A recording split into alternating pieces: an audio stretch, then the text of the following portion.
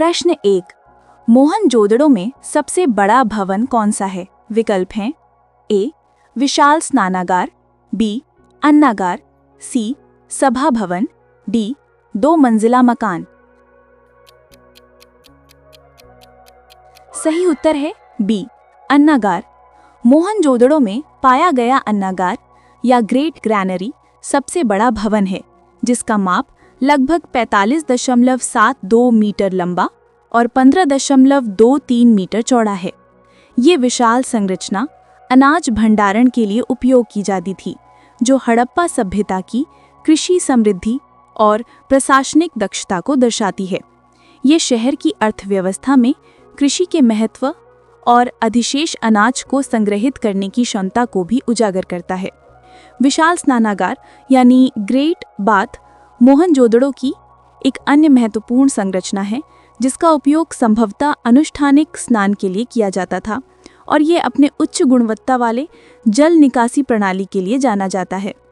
मोहनजोदड़ो, जिसका अर्थ है मृतकों का टीला, सिंधु घाटी सभ्यता के सबसे बड़े और सबसे महत्वपूर्ण शहरों में से एक था, जो वर्तमान पाकिस्तान के सिंध प्रांत में स्थित है। प्रश्न 2। हड़प्पा सभ्यता की खोज किस वर्ष हुई थी? विकल्प हैं ए 1921, बी 1922, सी 1926, डी 1932। सही उत्तर है ए 1921। हड़प्पा सभ्यता की खोज 1921 में राय बहादुर दयाराम साहनी द्वारा की गई थी, जब उन्होंने पंजाब प्रांत अब पाकिस्तान में हड़प्पा स्थल की खुदाई की।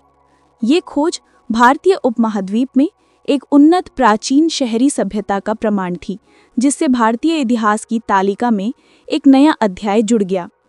इसके तुरंत बाद 1922 में राखल दास बैनर्जी ने मोहनजोदड़ो की खोज की। इस सभ्यता को सिंधु घाटी सभ्यता के नाम से भी जाना जाता है, क्योंकि इसके अधिकांश स्थल सिंधु नदी और उसकी सहायक नदियों के किनारे पाए गए हैं।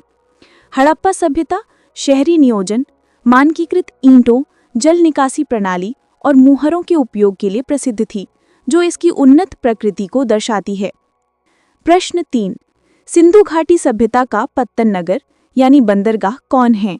विकल्प हैं ए हड़प्पा, बी मोहनजोदड़ो, सी लोथल, डी कालीबंगा। सही उत्तर है सी लोथल। लोथल सिंधु घाटी सभ्यता का एक महत्वपूर्ण पत्तन नगर या बंदरगाह था, जो वर्तमान गुजरात राज्य में स्थित है।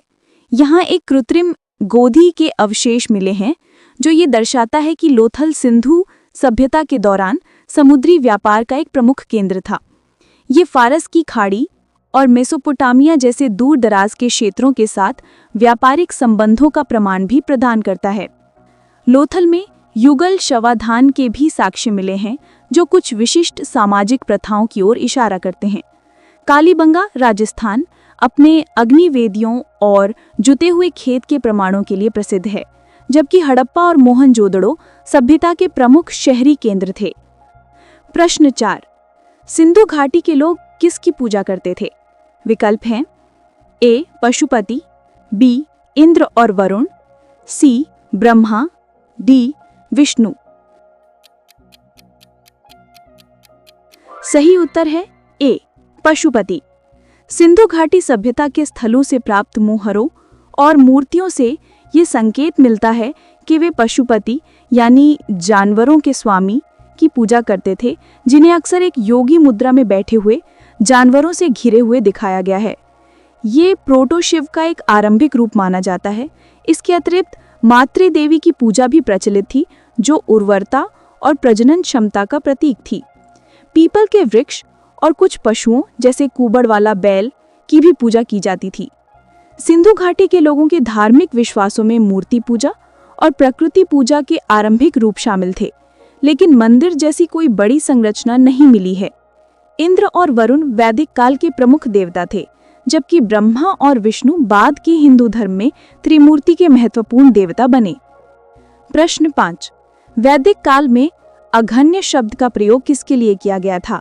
विकल्प हैं ए पुजारी, बी महिला, सी गाय, डी ब्राह्मण। सही उत्तर है सी, गाय। वैदिक काल में अघन्य शब्द का प्रयोग गाय के लिए किया जाता था, जिसका शाब्दिक अर्थ है जिसका वध न किया जा सके या न मारे जाने योग्य। ये शब्द गाय के अत्यधिक आर्थिक और धार्मिक महत्व को दर्शाता है। गायों को धन का प्रतीक माना जाता था और वे समाज में महत्वपूर्ण भूमिका निभाती थीं, चाहे वह दूध, दही, घी जैसे उत्पादों के लिए हो या कृषि कार्यों के लिए। गाय की हत्या को एक गंभीर अपराध माना जाता था। वैदिक समाज में गायों का विनिमय माध्यम के रूप में भी उपयोग किया जाता था और वे युद्धों का एक प्रमुख कारण भी होती थीं। वैदिक धर्म में यज्ञों का केंद्रीय महत्व था, जिनमें दूध और घी का उपयोग प्रमुखता से होता था, जिससे गायों का महत्व और बढ़ गया। प्रश्न 6। प्रारंभिक वैदिक आर्यों का मुख्य व्यवसाय क्या था? विकल्प है ए. कृषि, बी. पशुपालन, सी. व्यापार, डी. शिल्पकारी। सही उत्तर है बी. पशुपालन। प्रारंभिक वैदिक आर्यों का मुख्य व्यवसाय पशुपालन था, विशेष रूप से गायों का पालन।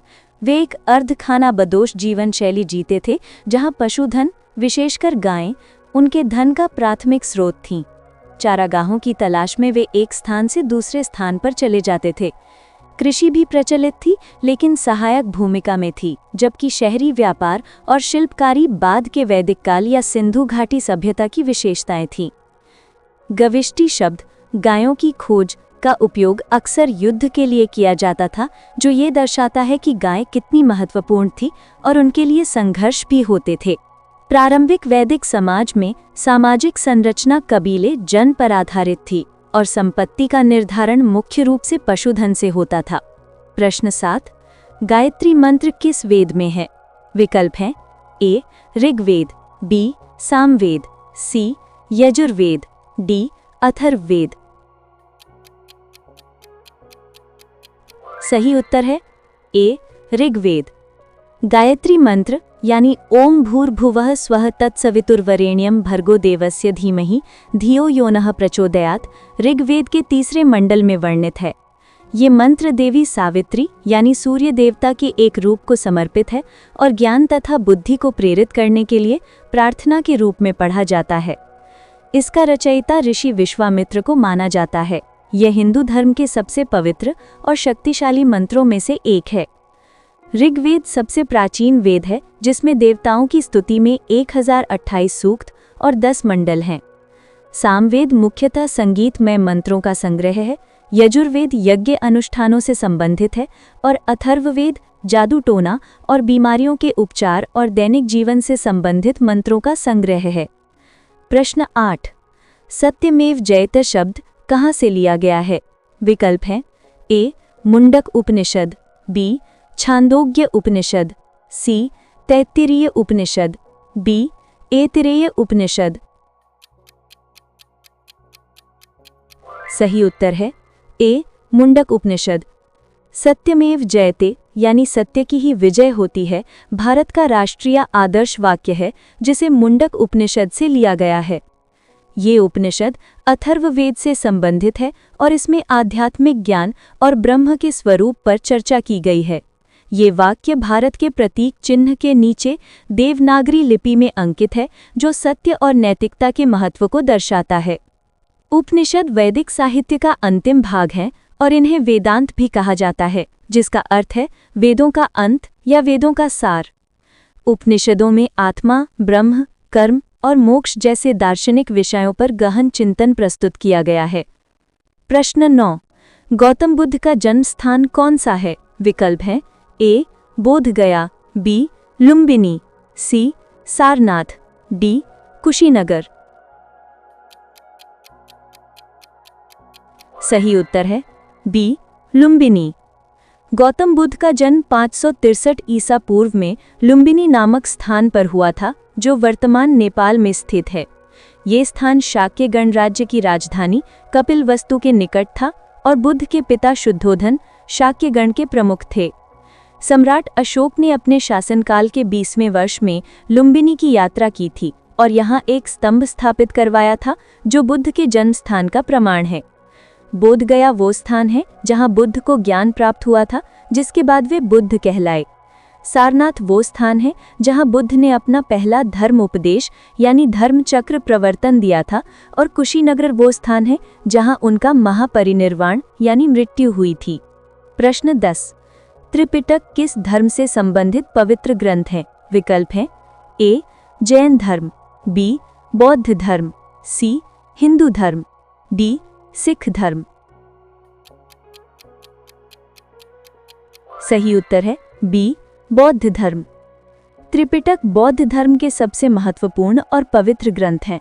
त्रिपिटक शब्द का अर्थ है 3 पिटक या 3 टोकरियां, और इसमें बुद्ध की शिक्षाओं और बौद्ध संघ के नियमों का संकलन है।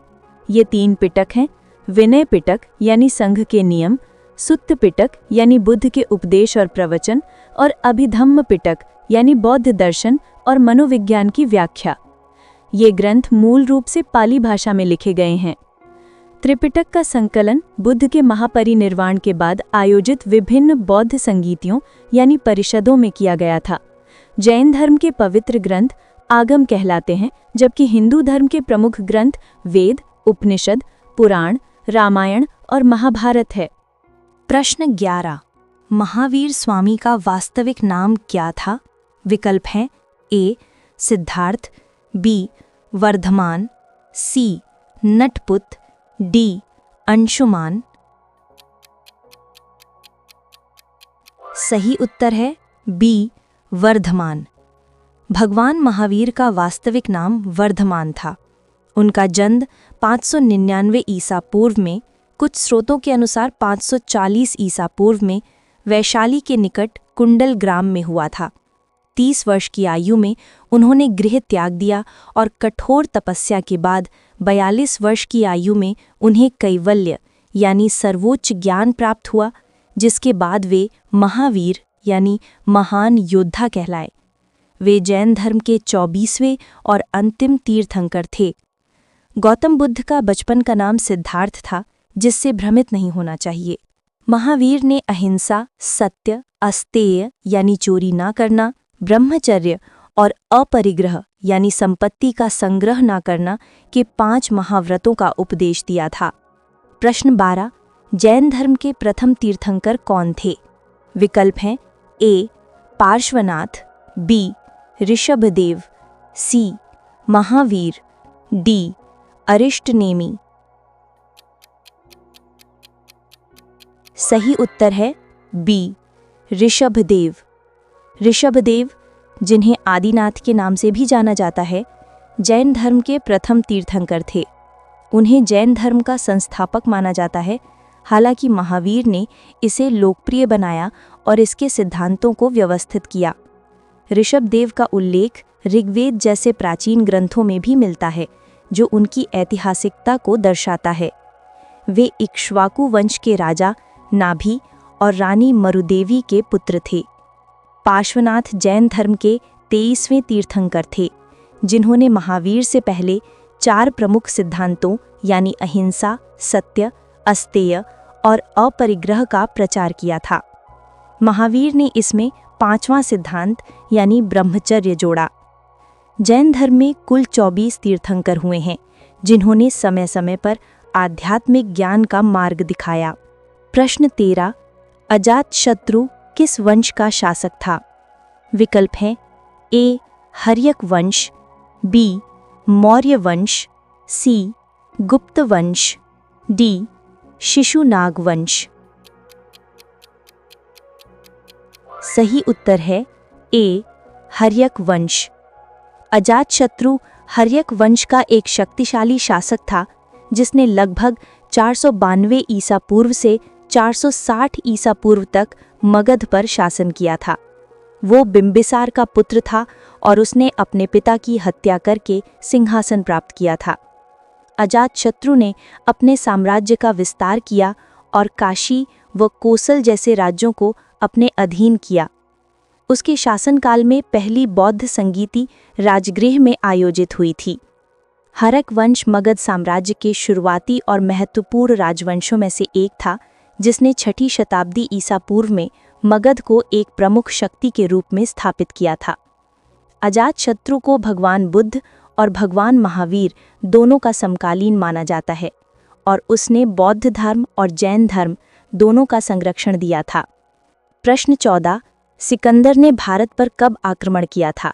विकल्प हैं ए 326 ईसा पूर्व, बी 323 ईसा पूर्व, सी 321 ईसा पूर्व, डी 395 ईसा पूर्व। सही उत्तर है ए 326 ईसा पूर्व। सिकंदर यानी अलेक्जेंडर द ग्रेट ने 326 ईसा पूर्व में भारत पर आक्रमण किया था। वो झेलम नदी के तट पर राजा पोरस के साथ प्रसिद्ध हाइडस्पीस के युद्ध में लड़ा था, जिसमें पोरस की बहादुरी से प्रभावित होकर सिकंदर ने उसे अपना सहयोगी बना लिया था। हालांकि उसकी सेना ने व्यास नदी के आगे बढ़ने से इनकार कर दिया, जिससे उसे 325 ईसा पूर्व में वापस लौटना पड़ा था। सिकंदर के आक्रमण से भारत में सीधे तौर पर कोई बड़ा साम्राज्य स्थापित नहीं हुआ, लेकिन इसने भारतीय उपमहाद्वीप में राजनैतिक एकीकरण की प्रक्रिया को तेज किया, विशेषकर मौर्य साम्राज्य के उदय में। इस आक्रमण ने भारत और पश्चिमी दुनिया के बीच प्रत्यक्ष संपर्क स्थापित किया, जिससे कला, वाणिज्य और विचारों का आदान प्रदान हुआ। प्रश्न 15, मेगास्थनीज द्वारा लिखित पुस्तक का नाम क्या है? विकल्प हैं ए अर्थशास्त्र, बी इंडिका, सी मुद्रा राक्षस, डी राजतरंगिणी। सही उत्तर है बी इंडिका। इंडिका मेगास्थनीज द्वारा लिखित एक महत्वपूर्ण ऐतिहासिक ग्रंथ है। मेगास्थनीज चंद्रगुप्त मौर्य के दरबार में यूनानी राजदूत था, जिसे सेल्यूकस निकेटर ने भेजा था। इंडिका में उसने मौर्यकालीन भारत, विशेषकर पाटलिपुत्र शहर के समाज, प्रशासन, भूगोल और संस्कृति का विस्तृत विवरण प्रस्तुत किया है। हालांकि इसका मूल रूप अब उपलब्ध नहीं है, लेकिन इसके उद्धरण बाद के यूनानी और रोमन लेखकों के कार्यों में मिलते हैं, जो मौर्य इतिहास के लिए एक महत्वपूर्ण स्रोत हैं। अर्थशास्त्र कौटिल्य यानी चाणक्य द्वारा रचित एक ग्रंथ है, जो राजनीति, अर्थशास्त्र और सैन्य रणनीति पर एक विस्तृत मार्गदर्शिका है और मौर्य प्रशासन की अंतर्दृष्टि प्रदान करती है। मुद्रा राक्षस विशाख दत्त द्वारा रचित एक संस्कृत नाटक है, जो चंद्रगुप्त मौर्य के सत्ता में आने और चाणक्य की कूटनीति का वर्णन करता है। राजतरंगिणी कल्हण द्वारा रचित कश्मीर का एक ऐतिहासिक विवरण है।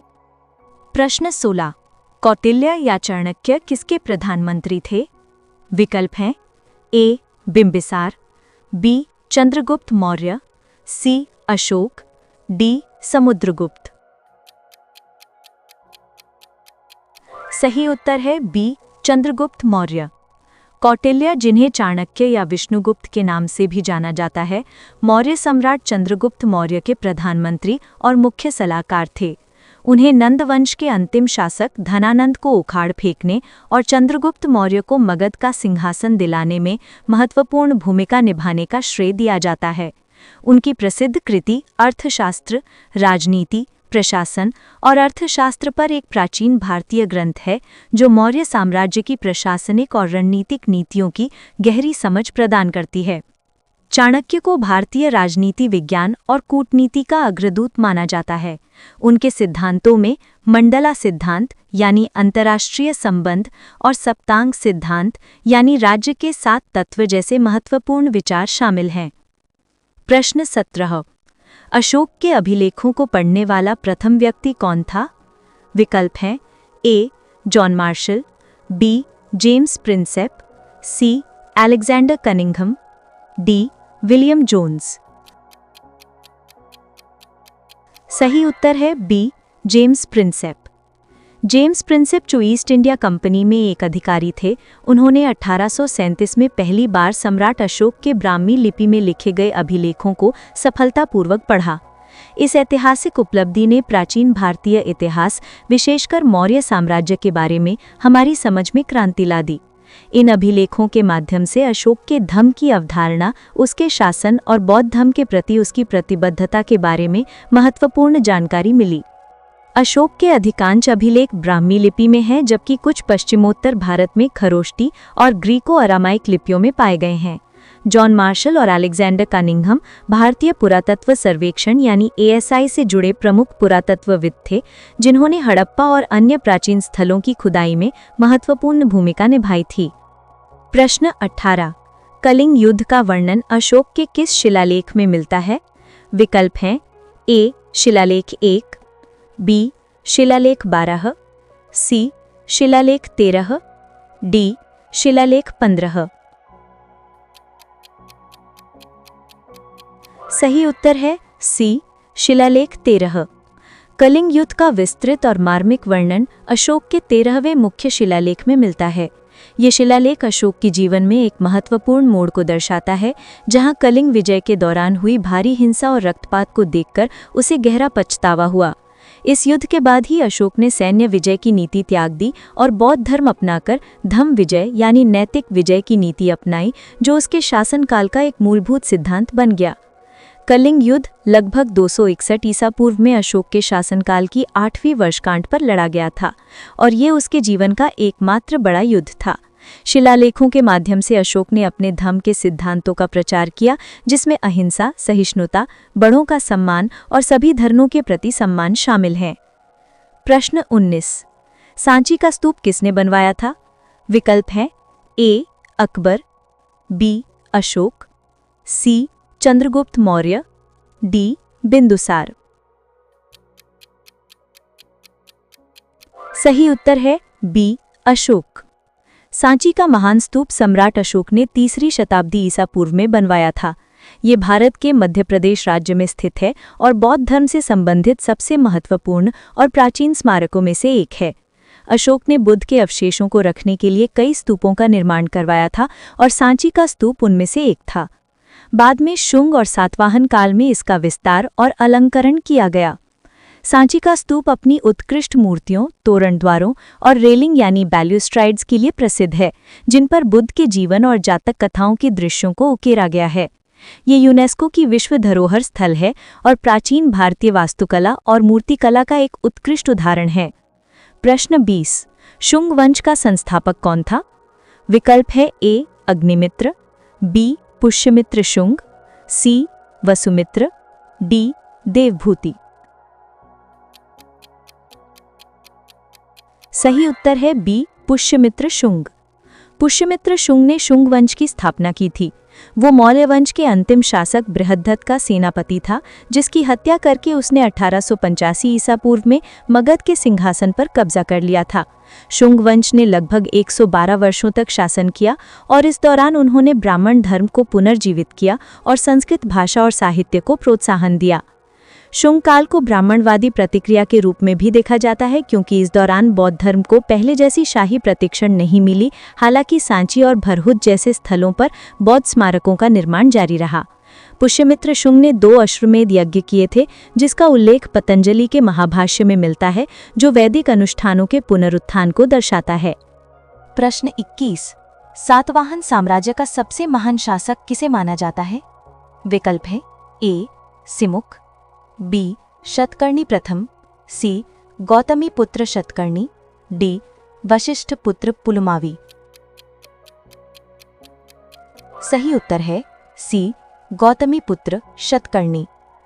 गौतमी पुत्र शतकर्णी लगभग 106 से 130 ईस्वी सातवाहन वंश का सबसे महान शासक था। उसने पश्चिमी क्षत्रपों यानी शकों को पराजित करके सातवाहन शक्ति को पुनर्जीवित किया और अपने साम्राज्य का विस्तार किया। नासिक प्रशस्ति में उसे एकमात्र ब्राह्मण और क्षत्रिय राजाओं का गर्व चूर करने वाला बताया गया है। उसके शासनकाल में सातवाहन साम्राज्य अपने चरमोत्कर्ष पर पहुंचा। सातवाहन दक्कन में एक महत्वपूर्ण राजवंश थे, जिन्होंने लगभग 4 शताब्दियों तक शासन किया और उत्तर तथा दक्षिण भारत के बीच सांस्कृतिक और व्यापारिक सेतु का काम किया। उन्होंने सीसे के सिक्के जारी किए और ब्राह्मणों तथा बौद्ध भिक्षुओं को भूमि अनुदान देने की प्रथा शुरू की। प्रश्न 22। चरक किसके राज्य चिकित्सक थे? विकल्प हैं A. Harsh, B. Chandragupta Maurya, C. Kanishka, D. Samudragupta. सही उत्तर है C. कनिष्क। चरक कुषाण वंश के प्रसिद्ध शासक कनिष्क के राज चिकित्सक थे। चरक को आयुर्वेद के सबसे महत्वपूर्ण प्रतिपादकों में से एक माना जाता है और उन्होंने चरक संहिता नामक एक मौलिक ग्रंथ की रचना की। ये ग्रंथ आंतरिक चिकित्सा, निदान और उपचार पद्धतियों पर केंद्रित है और आज भी आयुर्वेद का एक आधारभूत पाठ है। कनिष्क कुषाण वंश का सबसे शक्तिशाली शासक था और उसके शासनकाल में बौद्ध धर्म, विशेषकर महायान शाखा का व्यापक प्रचार हुआ। कनिष्क के दरबार में चरक के अलावा नागार्जुन, जो दार्शनिक, अश्वघोष, जो कवि और नाटककार, और वसुमित्र, जो बौद्ध विद्वान थे, भी थे। प्रश्न 30। मिलिंद पन्हो क्या है? विकल्प हैं ए, एक बौद्ध स्तूप का नाम, बी, एक बौद्ध पाठ, सी, एक जैन मठ का नाम, डी, एक संस्कृत नाटक। सही उत्तर है बी, एक बौद्ध पाठ। मिलिंद पन्हो एक महत्वपूर्ण पाली बौद्ध पाठ है जिसका अर्थ है मिलिंद के प्रश्न। यह ग्रंथ हिंद यूनानी शासक मेनेंडर यानी मिलिंद और बौद्ध भिक्षुक नागसेन के बीच हुए दार्शनिक संवादों का वर्णन करता है। इसमें बौद्ध धर्म के कई जटिल सिद्धांतों को प्रश्नोत्तर शैली में समझाया गया है जो मेनेंडर को बौद्ध धर्म अपनाने के लिए प्रेरित करते हैं। ये बौद्ध धर्म के साथ साथ हिंद यूनानी इतिहास के लिए भी एक महत्वपूर्ण स्रोत है। मेनेंडर प्रथम मिलिंद हिंद यूनानी साम्राज्य का एक शक्तिशाली शासक था जिसने लगभग 155 से 130 ईसा पूर्व के बीच शासन किया। ये पाठ बौद्ध धर्म के महायान और थेरवाद दोनों शाखाओं में महत्वपूर्ण माना जाता है। 24। कुषाण काल में मूर्तिकला की गांधार शैली किसका मिश्रण है?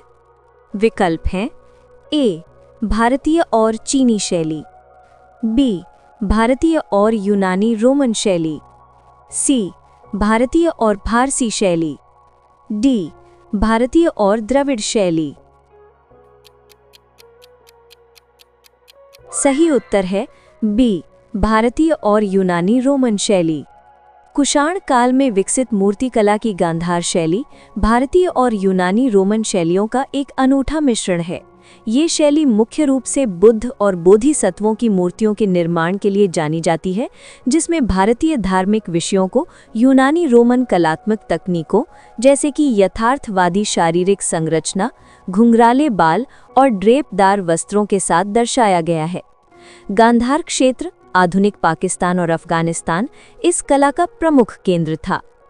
गांधार कला के साथ साथ मथुरा कला शैली भी कुषाण काल में विकसित हुई, जिसमें भारतीय परंपरा पर अधिक जोर दिया गया और लाल बलुआ पत्थर का उपयोग किया गया। कुषाण शासकों ने बौद्ध धर्म को संरक्षण दिया, जिससे इन दोनों कला शैलियों में बुद्ध की छवियों का बड़े पैमाने पर निर्माण हुआ। प्रश्न 25। भारत में सोने के सिक्के जारी करने वाले पहले राजा कौन थे? विकल्प हैं ए, मौर्य, बी, गुप्त, सी, हिंद यूनानी, डी, कुषाण। सही उत्तर है सी, हिंद यूनानी। भारत में सबसे पहले सोने के सिक्के जारी करने वाले शासक हिंद यूनानी यानी इंडो ग्रीक थे। उन्होंने दूसरी शताब्दी ईसा पूर्व में उत्तर पश्चिमी भारत में शासन किया और यूनानी परंपरा के अनुसार सुंदर, स्पष्ट और द्विभाषी सिक्के जारी किए, जिन पर शासकों के चित्र और यूनानी और खरोष्ठी लिपियों में शिलालेख होते थे। हालांकि बड़े पैमाने पर और नियमित रूप से सोने के सिक्के जारी करने का श्रेय कुषाणों को जाता है और सर्वाधिक शुद्ध सोने के सिक्के भी कुषाणों ने ही जारी किए। कुषाणों ने हिंद यूनानियों से सीखकर सोने के सिक्के जारी करने की परंपरा को आगे बढ़ाया और उनके सिक्के रोमन सिक्कों से भी प्रभावित थे। गुप्त काल में सोने के सिक्के अपनी सुंदरता और कलात्मकता के लिए प्रसिद्ध हुए और उन्हें दीनार कहा जाता था। प्रश्न 26। गुप्त साम्राज्य का वास्तविक संस्थापक किसे माना जाता है?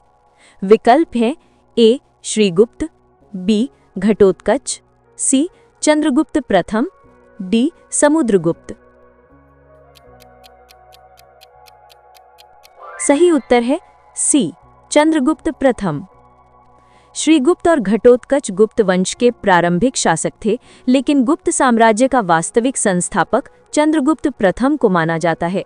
उसने लगभग 319 से 320 ईस्वी में सिंहासन संभाला और लिच्छवी राजकुमारी कुमार देवी से विवाह करके अपनी शक्ति और प्रतिष्ठा में वृद्धि की। उसने महाराजा धीराज, की उपाधि धारण की और गुप्त संवत की शुरुआत की, जिससे गुप्त वंश एक शक्तिशाली साम्राज्य के रूप में उभरा। चंद्रगुप्त प्रथम के विवाह ने उसे लिच्छवी गणराज्य का समर्थन दिलाया, जो मगध क्षेत्र में एक महत्वपूर्ण राजनैतिक शक्ति थी। उसके शासनकाल से गुप्त साम्राज्य का विस्तार और दृढ़ीकरण शुरू हुआ, जो बाद में भारत का स्वर्ण युग कहलाया। भारत का नेपोलियन किसे कहा जाता है? विकल्प हैं ए चंद्रगुप्त मौर्य, बी समुद्रगुप्त, सी चंद्रगुप्त द्वितीय, डी हर्षवर्धन। सही उत्तर है बी समुद्रगुप्त। समुद्रगुप्त को इतिहासकार विंसेंट स्मिथ द्वारा भारत का नेपोलियन कहा गया है। ये उपाधि उसे उसकी व्यापक सैन्य विजयों और साम्राज्यवादी नीतियों के कारण दी गई थी।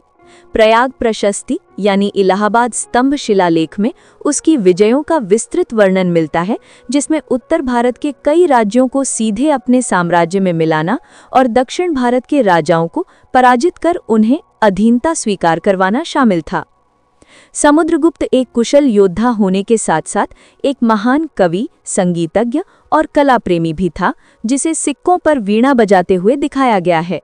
उसके शासनकाल में गुप्त साम्राज्य अपनी शक्ति के चरमोत्कर्ष पर था और सांस्कृतिक तथा राजनैतिक रूप से महत्वपूर्ण उपलब्धियां हासिल की गईं। प्रश्न 28। फायान किसके शासनकाल में भारत आया था?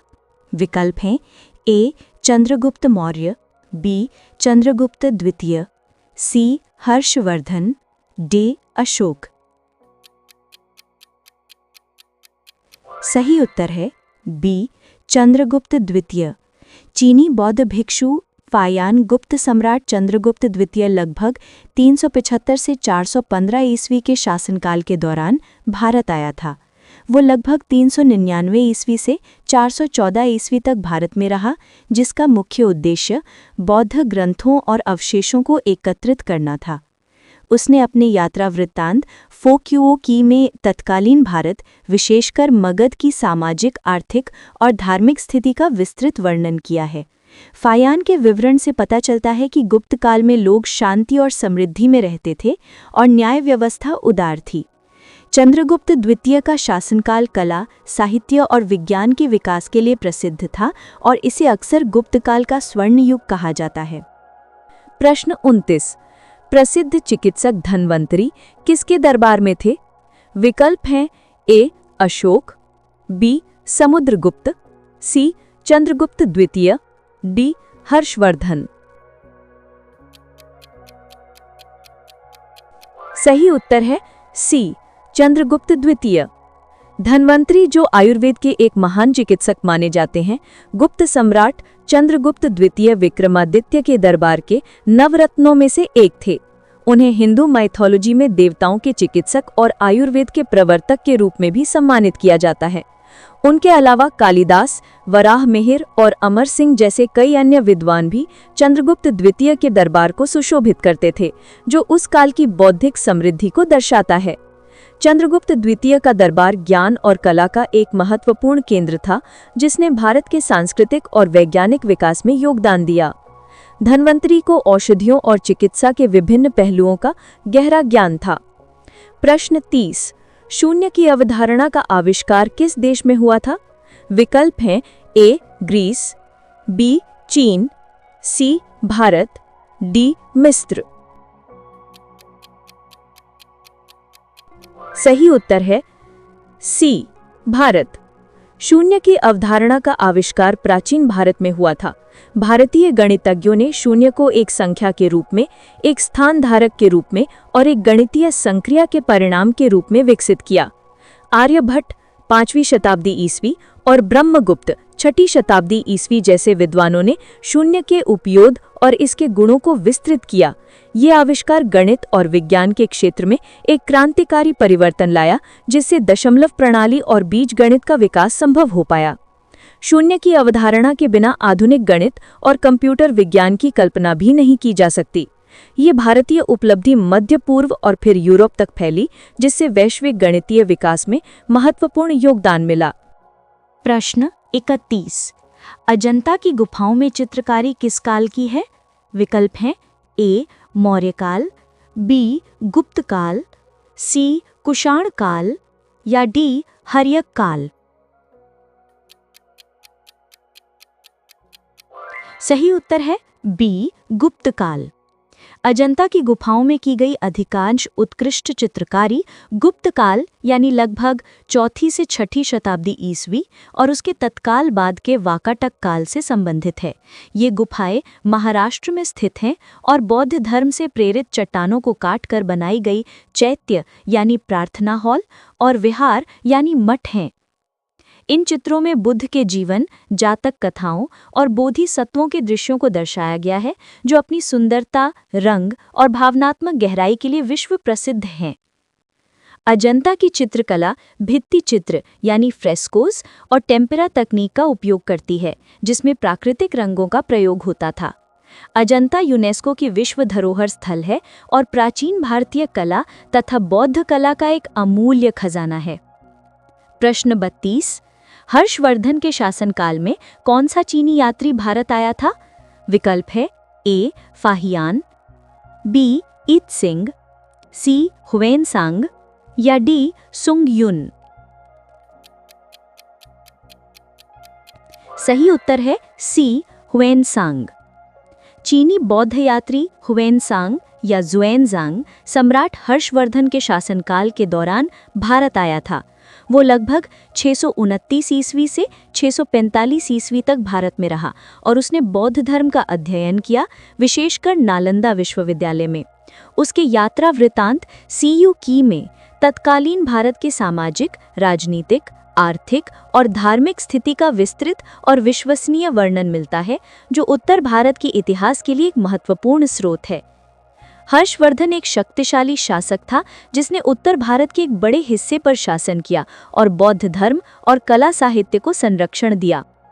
हुएनसांग के विवरणों से उस समय की धार्मिक सहिष्णुता, विशेषकर बौद्ध और हिंदू धर्म के सह अस्तित्व के बारे में जानकारी मिलती है। प्रश्न 33। हर्ष चरित्र की रचना किसने की थी?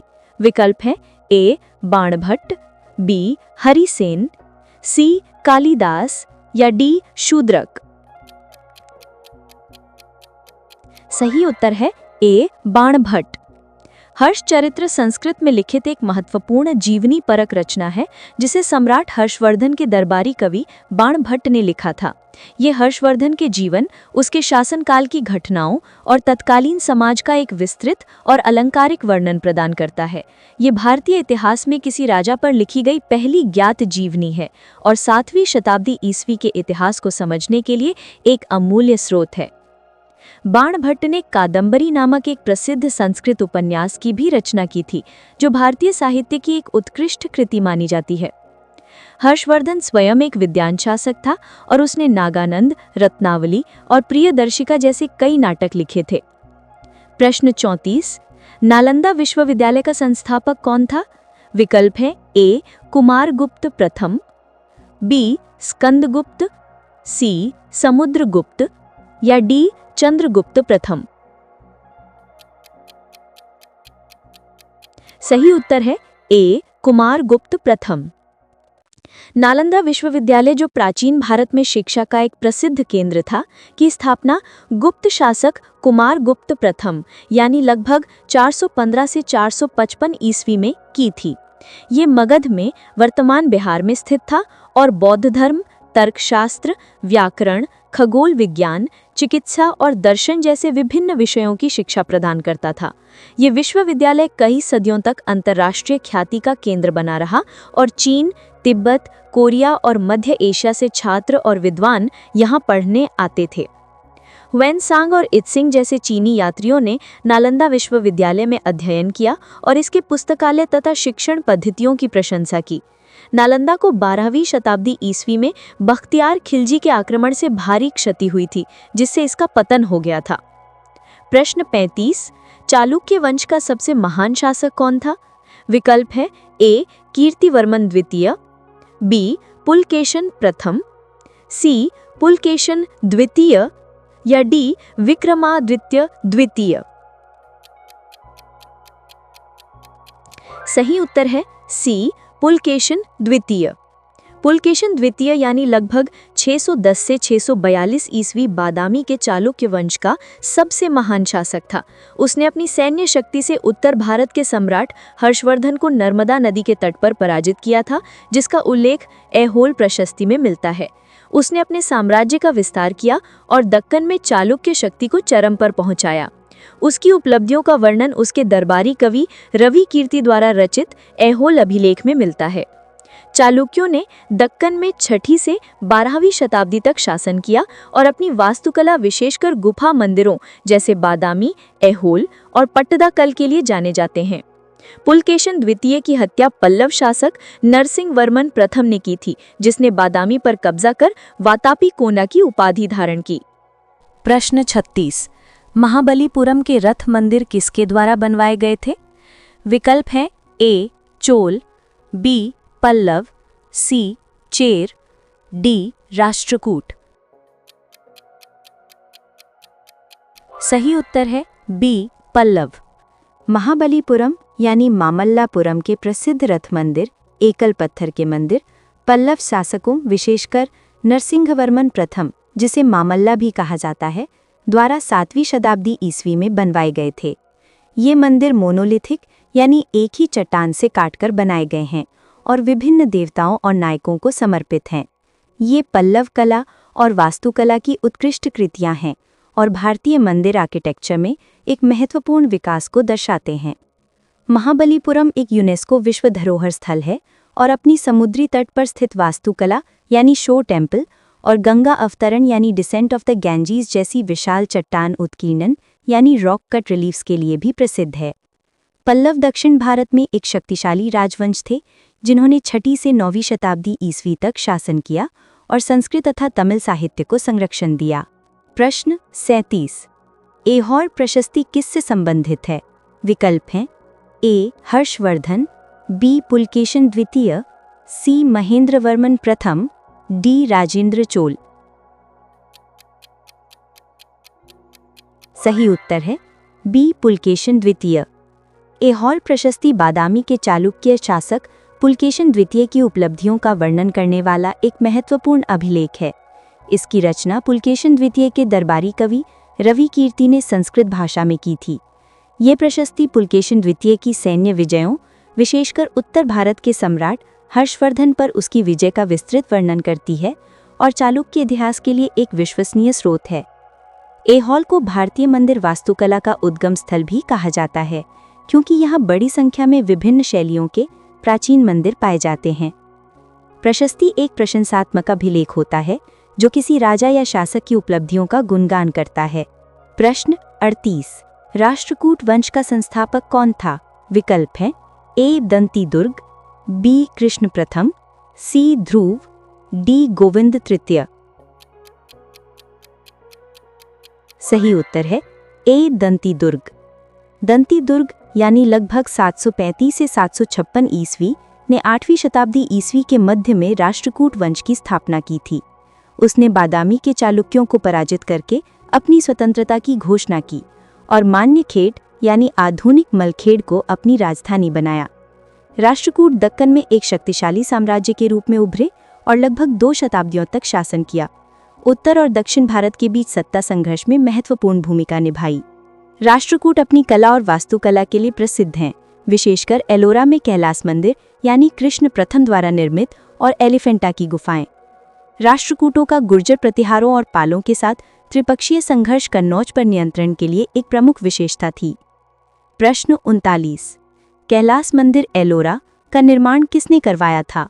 विकल्प हैं ए. दंती दुर्ग, बी. कृष्ण प्रथम, सी. अमोघ वर्ष, डी. गोविंद द्वितीय। सही उत्तर है बी. कृष्ण प्रथम। एलोरा में स्थित अद्भुत कैलाश मंदिर का निर्माण राष्ट्रकूट शासक कृष्ण प्रथम यानी लगभग 756 से 773 ईस्वी ने करवाया था। ये मंदिर एक ही विशाल चट्टान को ऊपर से नीचे की ओर काटकर बनाया गया है, जो इसकी असाधारण वास्तुकला और इंजीनियरिंग कौशल का प्रमाण है। ये भगवान शिव को समर्पित है और अपनी विशालता, मूर्तिकला और जटिलता के लिए विश्व प्रसिद्ध है। एलोरा की गुफाएं यानी महाराष्ट्र में बौद्ध, हिंदू और जैन धर्म से संबंधित 34 गुफा मंदिरों और मठों का एक समूह है, जो ताहाकिली और सह अस्तित्व को दर्शाती हैं। कैलास मंदिर भारतीय चट्टान कट वास्तुकला का सबसे उत्कृष्ट उदाहरण माना जाता है। प्रश्न 40। त्रिपक्षीय संघर्ष किन 3 साम्राज्यों के बीच हुआ था? विकल्प हैं A. Chola Chera Pandya, B. Pallava Chalukya Rashtrakuta, C. Pala Pratihara Rashtrakuta, D. Guptavardhana Chalukya. सही उत्तर है सी. पाल प्रतिहार राष्ट्रकूट। त्रिपक्षीय संघर्ष यानी ट्राइपार्टाइट स्ट्रगल 8वीं से 10वीं शताब्दी ईस्वी के दौरान उत्तर भारत के कन्नौज शहर पर नियंत्रण के लिए 3 प्रमुख शक्तियों पाल, गुर्जर प्रतिहार और राष्ट्रकूटों के बीच हुआ था। कन्नौज राजनीतिक और आर्थिक रूप से अत्यधिक महत्वपूर्ण था और इस पर नियंत्रण उत्तर भारत की सर्वोच्चता का प्रतीक माना जाता था। ये संघर्ष लगभग 2 शताब्दी तक चला और तीनों साम्राज्यों को काफी कमजोर कर दिया। पाल वंश पूर्वी भारत में बंगाल और बिहार में, गुर्जर प्रतिहार पश्चिमी भारत में राजस्थान और गुजरात में, और राष्ट्रकूट दक्कन यानी महाराष्ट्र में प्रमुख शक्तियां थीं। अंततः गुर्जर प्रतिहारों को कन्नौज पर कुछ हद तक सफलता मिली, लेकिन ये संघर्ष तीनों की शक्ति के पतन का कारण बना। प्रश्न 41। विक्रमशिला विश्वविद्यालय का संस्थापक कौन था? विकल्प हैं ए. धर्मपाल, बी. देवपाल, सी. गोपाल, डी. महिपाल। सही उत्तर है ए. धर्मपाल। विक्रमशिला विश्वविद्यालय की स्थापना पाल वंश के शासक धर्मपाल ने लगभग 770 से 810 ईस्वी में 8वीं शताब्दी ईस्वी के अंत में की थी। ये विश्वविद्यालय मगध यानी वर्तमान बिहार में स्थित था और नालंदा के साथ साथ बौद्ध शिक्षा का एक महत्वपूर्ण केंद्र बन गया था। ये विशेष रूप से वज्रयान बौद्ध धर्म और तंत्रवाद के अध्ययन के लिए प्रसिद्ध था। विक्रमशिला में लगभग 100 से अधिक शिक्षक और 1000 से अधिक छात्र थे और यहाँ से कई बौद्ध विद्वानों ने तिब्बत और अन्य एशियाई देशों में बौद्ध धर्म का प्रचार किया। इस विश्वविद्यालय को भी 12वीं शताब्दी के अंत में बख्तियार खिलजी द्वारा नष्ट कर दिया गया था। प्रश्न 42। मिहिर भोज किस राजवंश का शासक था? विकल्प हैं ए. पाल वंश, बी. राष्ट्रकूट वंश, सी. गुर्जर प्रतिहार वंश या डी. चोल वंश। सही उत्तर है सी. गुर्जर प्रतिहार वंश। मिहिर भोज लगभग 836 से 885 ईस्वी गुर्जर प्रतिहार वंश का सबसे शक्तिशाली और प्रसिद्ध शासक था। उसके शासनकाल में प्रतिहार साम्राज्य अपने चरमोत्कर्ष पर पहुंचा। उसने कन्नौज पर अपना नियंत्रण मजबूत किया तथा पालों तथा राष्ट्रकूटों के खिलाफ कई महत्वपूर्ण जीत हासिल की। मिहिर भोज विष्णु का भक्त था और उसने आदि वराह जैसी उपाधियां धारण की थीं। गुर्जर प्रतिहारों ने मध्यकालीन भारत में अरब आक्रमणों के खिलाफ पश्चिमी भारत की रक्षा में महत्वपूर्ण भूमिका निभाई थी। अरब यात्री सुलेमान ने मिहिर भोज के साम्राज्य को सबसे मजबूत भारतीय राज्य के रूप में वर्णित किया था। प्रश्न 43। चोल साम्राज्य का संस्थापक कौन था? विकल्प है ए. राजाराज प्रथम, बी. राजेंद्र प्रथम, सी. विजयालय या डी. करिकाल। सही उत्तर है सी. विजयालय। मध्यकालीन चोल साम्राज्य का संस्थापक विजयालय था। उसने 9वीं शताब्दी ईस्वी के मध्य में पांड्यों और पल्लवों की कमजोर स्थिति का लाभ उठाकर तंजौर पर कब्जा कर लिया और चोल शक्ति को पुनर्जीवित किया। उसने नरकेशरी की उपाधि धारण की और तंजौर में देवी निशुंभ सूदनी का मंदिर बनवाया। उसके वंशजों ने आगे चलकर एक विशाल और शक्तिशाली चोल साम्राज्य की स्थापना की। चोल साम्राज्य अपनी नौसैनिक शक्ति, स्थानीय स्वशासन यानी ग्राम प्रशासन और उत्कृष्ट मंदिर वास्तुकला के लिए प्रसिद्ध था। राजा राज प्रथम और राजेंद्र प्रथम चोल साम्राज्य के महानतम शासकों में से थे, जिन्होंने चोल साम्राज्य को दक्षिण पूर्व एशिया तक फैलाया। प्रश्न 44। तंजौर में बृहदीश्वर मंदिर का निर्माण किसने करवाया था? विकल्प हैं ए. राजेंद्र प्रथम, बी. राजाराज प्रथम, सी. विजयालय, डी. कुलोत्तुंग प्रथम। सही उत्तर है बी. राजाराज प्रथम। तंजौर, जिसे अब तंजावुर कहा जाता है, में स्थित भव्य बृहदीश्वर मंदिर का निर्माण महान चोल सम्राट राजाराज प्रथम लगभग 985 से 1014 ईस्वी ने करवाया था। ये मंदिर भगवान शिव को समर्पित है और दक्षिण भारतीय वास्तुकला यानी द्रविड़ शैली का एक उत्कृष्ट उदाहरण है। इसे 1010 ईस्वी में पूरा किया गया था और ये अपनी विशालता, ऊंचे विमान या शिखर और जटिल मूर्तिकला के लिए प्रसिद्ध है। ये यूनेस्को विश्व धरोहर स्थल भी है। बृहदीश्वर मंदिर पूरी तरह से ग्रेनाइट से बना है और उस समय के इंजीनियरिंग कौशल का एक चमत्कार है। राजा राज प्रथम एक कुशल प्रशासक था और महान विजेता था, जिसने श्रीलंका और मालदीव पर भी विजय प्राप्त की थी। प्रश्न 45। गंगा को दक्षिण तक ले जाने वाला चोल राजा कौन था? विकल्प हैं ए. राजाराज प्रथम, बी. राजेंद्र प्रथम, सी. अधिराजेंद्र या डी. परांतक प्रथम। सही उत्तर है बी. राजेंद्र प्रथम। राजेंद्र प्रथम लगभग 1014 से 1044 ईस्वी चोल साम्राज्य का सबसे महान विस्तारवादी शासक था, जिसे गंगा को दक्षिण तक ले जाने वाला कहा जाता है। उसने उत्तर भारत में गंगा घाटी तक एक सफल सैन्य अभियान चलाया और पाल शासक महिपाल को पराजित किया। इस विजय के उपलक्ष्य में उसने गंगईकोंडा यानी गंगा का विजेता की उपाधि धारण की और अपनी नई राजधानी गंगईकोंड चोलपुरम की स्थापना की। राजेंद्र प्रथम ने अपनी नौसेना के बल पर दक्षिण पूर्व एशिया, विशेषकर श्रीविजय यानी सुमात्रा और मलाया के खिलाफ भी सफल अभियान चलाए, जिससे चोल साम्राज्य एक प्रमुख समुद्री शक्ति बन गया। गंगईकोंड चोलपुरम में उसने बृहदीश्वर मंदिर के समान ही एक भव्य मंदिर का निर्माण करवाया। प्रश्न 46। विक्रम संवत कब प्रारंभ हुआ? विकल्प हैं ए. 57 ईसा पूर्व, बी. 78 ईस्वी, सी. 319 ईस्वी, डी. 248 ईस्वी। सही उत्तर है ए. 57 ईसा पूर्व। विक्रम संवत 57 ईसा पूर्व में प्रारंभ हुआ माना जाता है। ये एक हिंदू कैलेंडर है जो विक्रमादित्य नामक एक पौराणिक राजा द्वारा शकों पर विजय के उपलक्ष्य में शुरू किया गया था।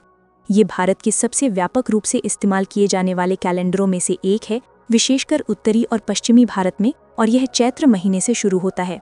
शक संवत 78 ईस्वी में कुषाण शासक कनिष्क द्वारा शुरू किया गया था और यह भारत सरकार का आधिकारिक कैलेंडर है।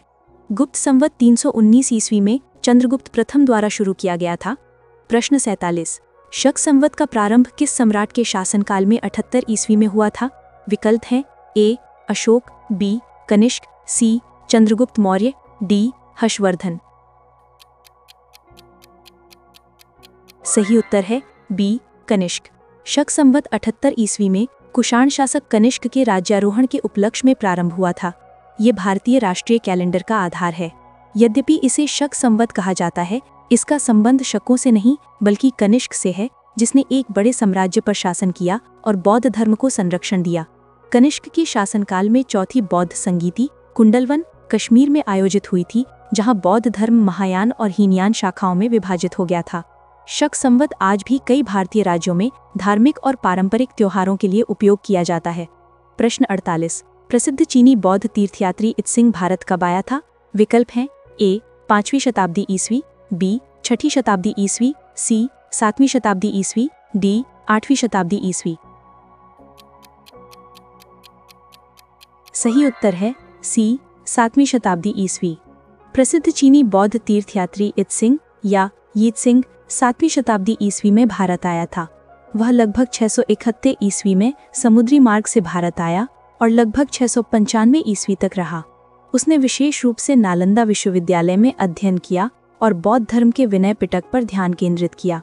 उसके यात्रा वृत्तांत में तत्कालीन भारत की सामाजिक, धार्मिक और शैक्षिक स्थितियों का विस्तृत वर्णन मिलता है, जो विशेष रूप से भारत में बौद्ध संघों की स्थिति पर प्रकाश डालता है। इत्सिंग का यात्रा वृत्तांत ह्वेनसांग के बाद का है और यह 7वीं शताब्दी के अंत में बौद्ध धर्म के विभिन्न संप्रदायों और उनकी प्रथाओं के बारे में मूल्यवान जानकारी प्रदान करता है। उसने भारत में कई बौद्ध मठों का दौरा किया और संस्कृत और पाली ग्रंथों की प्रतियां को चीन ले गया। प्रश्न 49। भारत में सती प्रथा का पहला पुरातात्विक साक्ष्य कहाँ से मिलता है? विकल्प हैं ए. ऐहोल अभिलेख, बी. एरण अभिलेख, सी. जूनागढ़ अभिलेख, डी. मंदसौर अभिलेख। सही उत्तर है बी. एरण अभिलेख।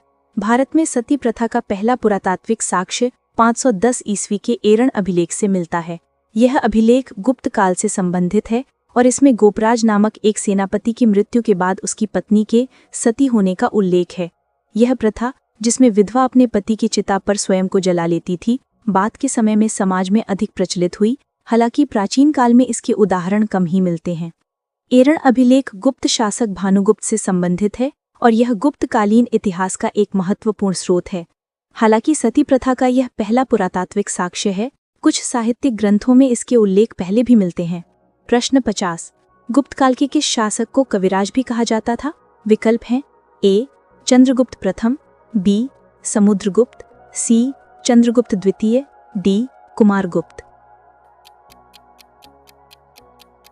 सही उत्तर है बी. समुद्रगुप्त। गुप्त सम्राट समुद्रगुप्त को कविराज की उपाधि से भी जाना जाता था। यह उपाधि उसके साहित्यिक और कलात्मक गुणों को दर्शाती है। उसके सिक्कों पर उसे वीणा बजाते हुए दिखाया गया है, जो उसकी संगीत के प्रति रुचि और प्रवीणता का प्रतीक है। प्रयाग प्रशस्ति भी उसके विद्वतापूर्ण गुणों की प्रशंसा करती है। वह एक महान योद्धा के साथ साथ एक कुशल कवि और संगीतज्ञ भी था। गुप्त काल को भारतीय कला, साहित्य और विज्ञान के स्वर्ण युग के रूप में जाना जाता है, जिसमें कई महान विद्वान और कलाकार हुए। कविराज की उपाधि यह भी दर्शाती है कि शासक केवल सैन्य शक्ति ही नहीं, बल्कि बौद्धिक और कलात्मक गुणों को भी महत्व देते थे। प्रश्न 51। प्राचीन भारत में अष्टाध्यायी नामक पुस्तक किसने लिखी थी? विकल्प हैं ए. पतंजलि, बी. पाणिनि, सी. कालिदास, डी. वाल्मीकि। सही उत्तर है बी. पाणिनि। अष्टाध्यायी नामक प्रसिद्ध ग्रंथ प्राचीन भारतीय व्याकरणविद पाणिनि द्वारा 4वीं शताब्दी ईसा पूर्व के आसपास संस्कृत भाषा में लिखा गया था। यह संस्कृत व्याकरण पर एक मौलिक और व्यापक कार्य है, जिसमें भाषा के नियमों को सूत्र यानी नियम के रूप में अत्यंत संक्षिप्त और व्यवस्थित तरीके से प्रस्तुत किया गया है। अष्टाध्यायी ने संस्कृत भाषा को मानकीकृत करने में महत्वपूर्ण भूमिका निभाई और सदियों से व्याकरण अध्ययन का आधार बनी हुई है। तत्कालिक पतंजलि ने महाभाष्य लिखा था, जो पाणिनि की अष्टाध्यायी और कात्यायन की वार्तिक पर एक टीका है। कालिदास गुप्तकाल के महान कवि और नाटककार थे, जबकि वाल्मीकि को संस्कृत महाकाव्य रामायण का रचयिता माना जाता है। प्रश्न 52। कौन सा वेद आंशिक रूप से गद्य में लिखा गया है? विकल्प है ए. ऋग्वेद, बी. सामवेद, सी. यजुर्वेद, डी. अथर्ववेद। सही उत्तर है सी. यजुर्वेद। यजुर्वेद एकमात्र ऐसा वेद है जो आंशिक रूप से गद्य में लिखा गया है। यह मुख्य रूप से यज्ञों और अनुष्ठानों के समय पाठ किए जाने वाले मंत्रों और प्रार्थनाओं का संग्रह है। यजुर्वेद 2 मुख्य शाखाओं में विभाजित है। कृष्ण यजुर्वेद यानी काला यजुर्वेद, जिसमें मंत्र और उनकी गद्य व्याख्या दोनों शामिल हैं, और शुक्ल यजुर्वेद यानी सफेद यजुर्वेद, जिसमें केवल मंत्र शामिल हैं। इसका गद्य भाग यज्ञ की प्रक्रियाओं और उनके महत्व का वर्णन करता है। ऋग्वेद, सामवेद और अथर्ववेद मुख्य रूप से पद्य यानी कविता में है। यजुर्वेद वैदिक अनुष्ठानों के व्यावहारिक पक्षों पर केंद्रित है, जिससे ये प्राचीन भारतीय धार्मिक प्रथाओं को समझने के लिए महत्वपूर्ण है। प्रश्न 53। कौन से बौद्ध ग्रंथ में बौद्ध संघ के नियमों का वर्णन है? विकल्प है ए. सुत्त पिटक, बी. विनय पिटक, सी. अभिधम्म पिटक, डी. जातक कथाएं। सही उत्तर है बी. विनय पिटक। विनय पिटक बौद्ध धर्म के त्रिपिटक का एक हिस्सा है, जिसमें बौद्ध भिक्षुओं यानी भिक्खु और भिक्षुणियों यानी भिक्षुणी के लिए आचार संहिता और मठावासी नियमों यानी संध के नियम का विस्तृत वर्णन है। इसमें दैनिक जीवन के नियम, अनुशासनिक प्रक्रियाएं और अपराधों के लिए दंड शामिल हैं। ये नियम बौद्ध संघ के सुचारू रूप से संचालन और आध्यात्मिक जीवन के लिए आवश्यक माने जाते हैं। सुत्त पिटक में बुद्ध के उपदेश और प्रवचन शामिल हैं, जबकि अभिधम्म पिटक बौद्ध दर्शन और मनोविज्ञान की विस्तृत व्याख्या करता है। जातक कथाएं बुद्ध के पूर्व जन्मों की कहानियां हैं, जो नैतिक शिक्षाएं प्रदान करती हैं। प्रश्न 54। किस राजा को देवानाम पियादस्सी के नाम से भी जाना जाता था? विकल्प है ए. बिंबिसार, बी. चंद्रगुप्त मौर्य, सी. अशोक, डी. कनिष्क। सही उत्तर है सी. अशोक। मौर्य सम्राट अशोक को उसके अभिलेखों में देवानाम पियदस्सी यानी देवताओं का प्रिय और पियदस्सी राजा यानी प्रियदर्शन राजा के नाम से भी संबोधित किया गया था।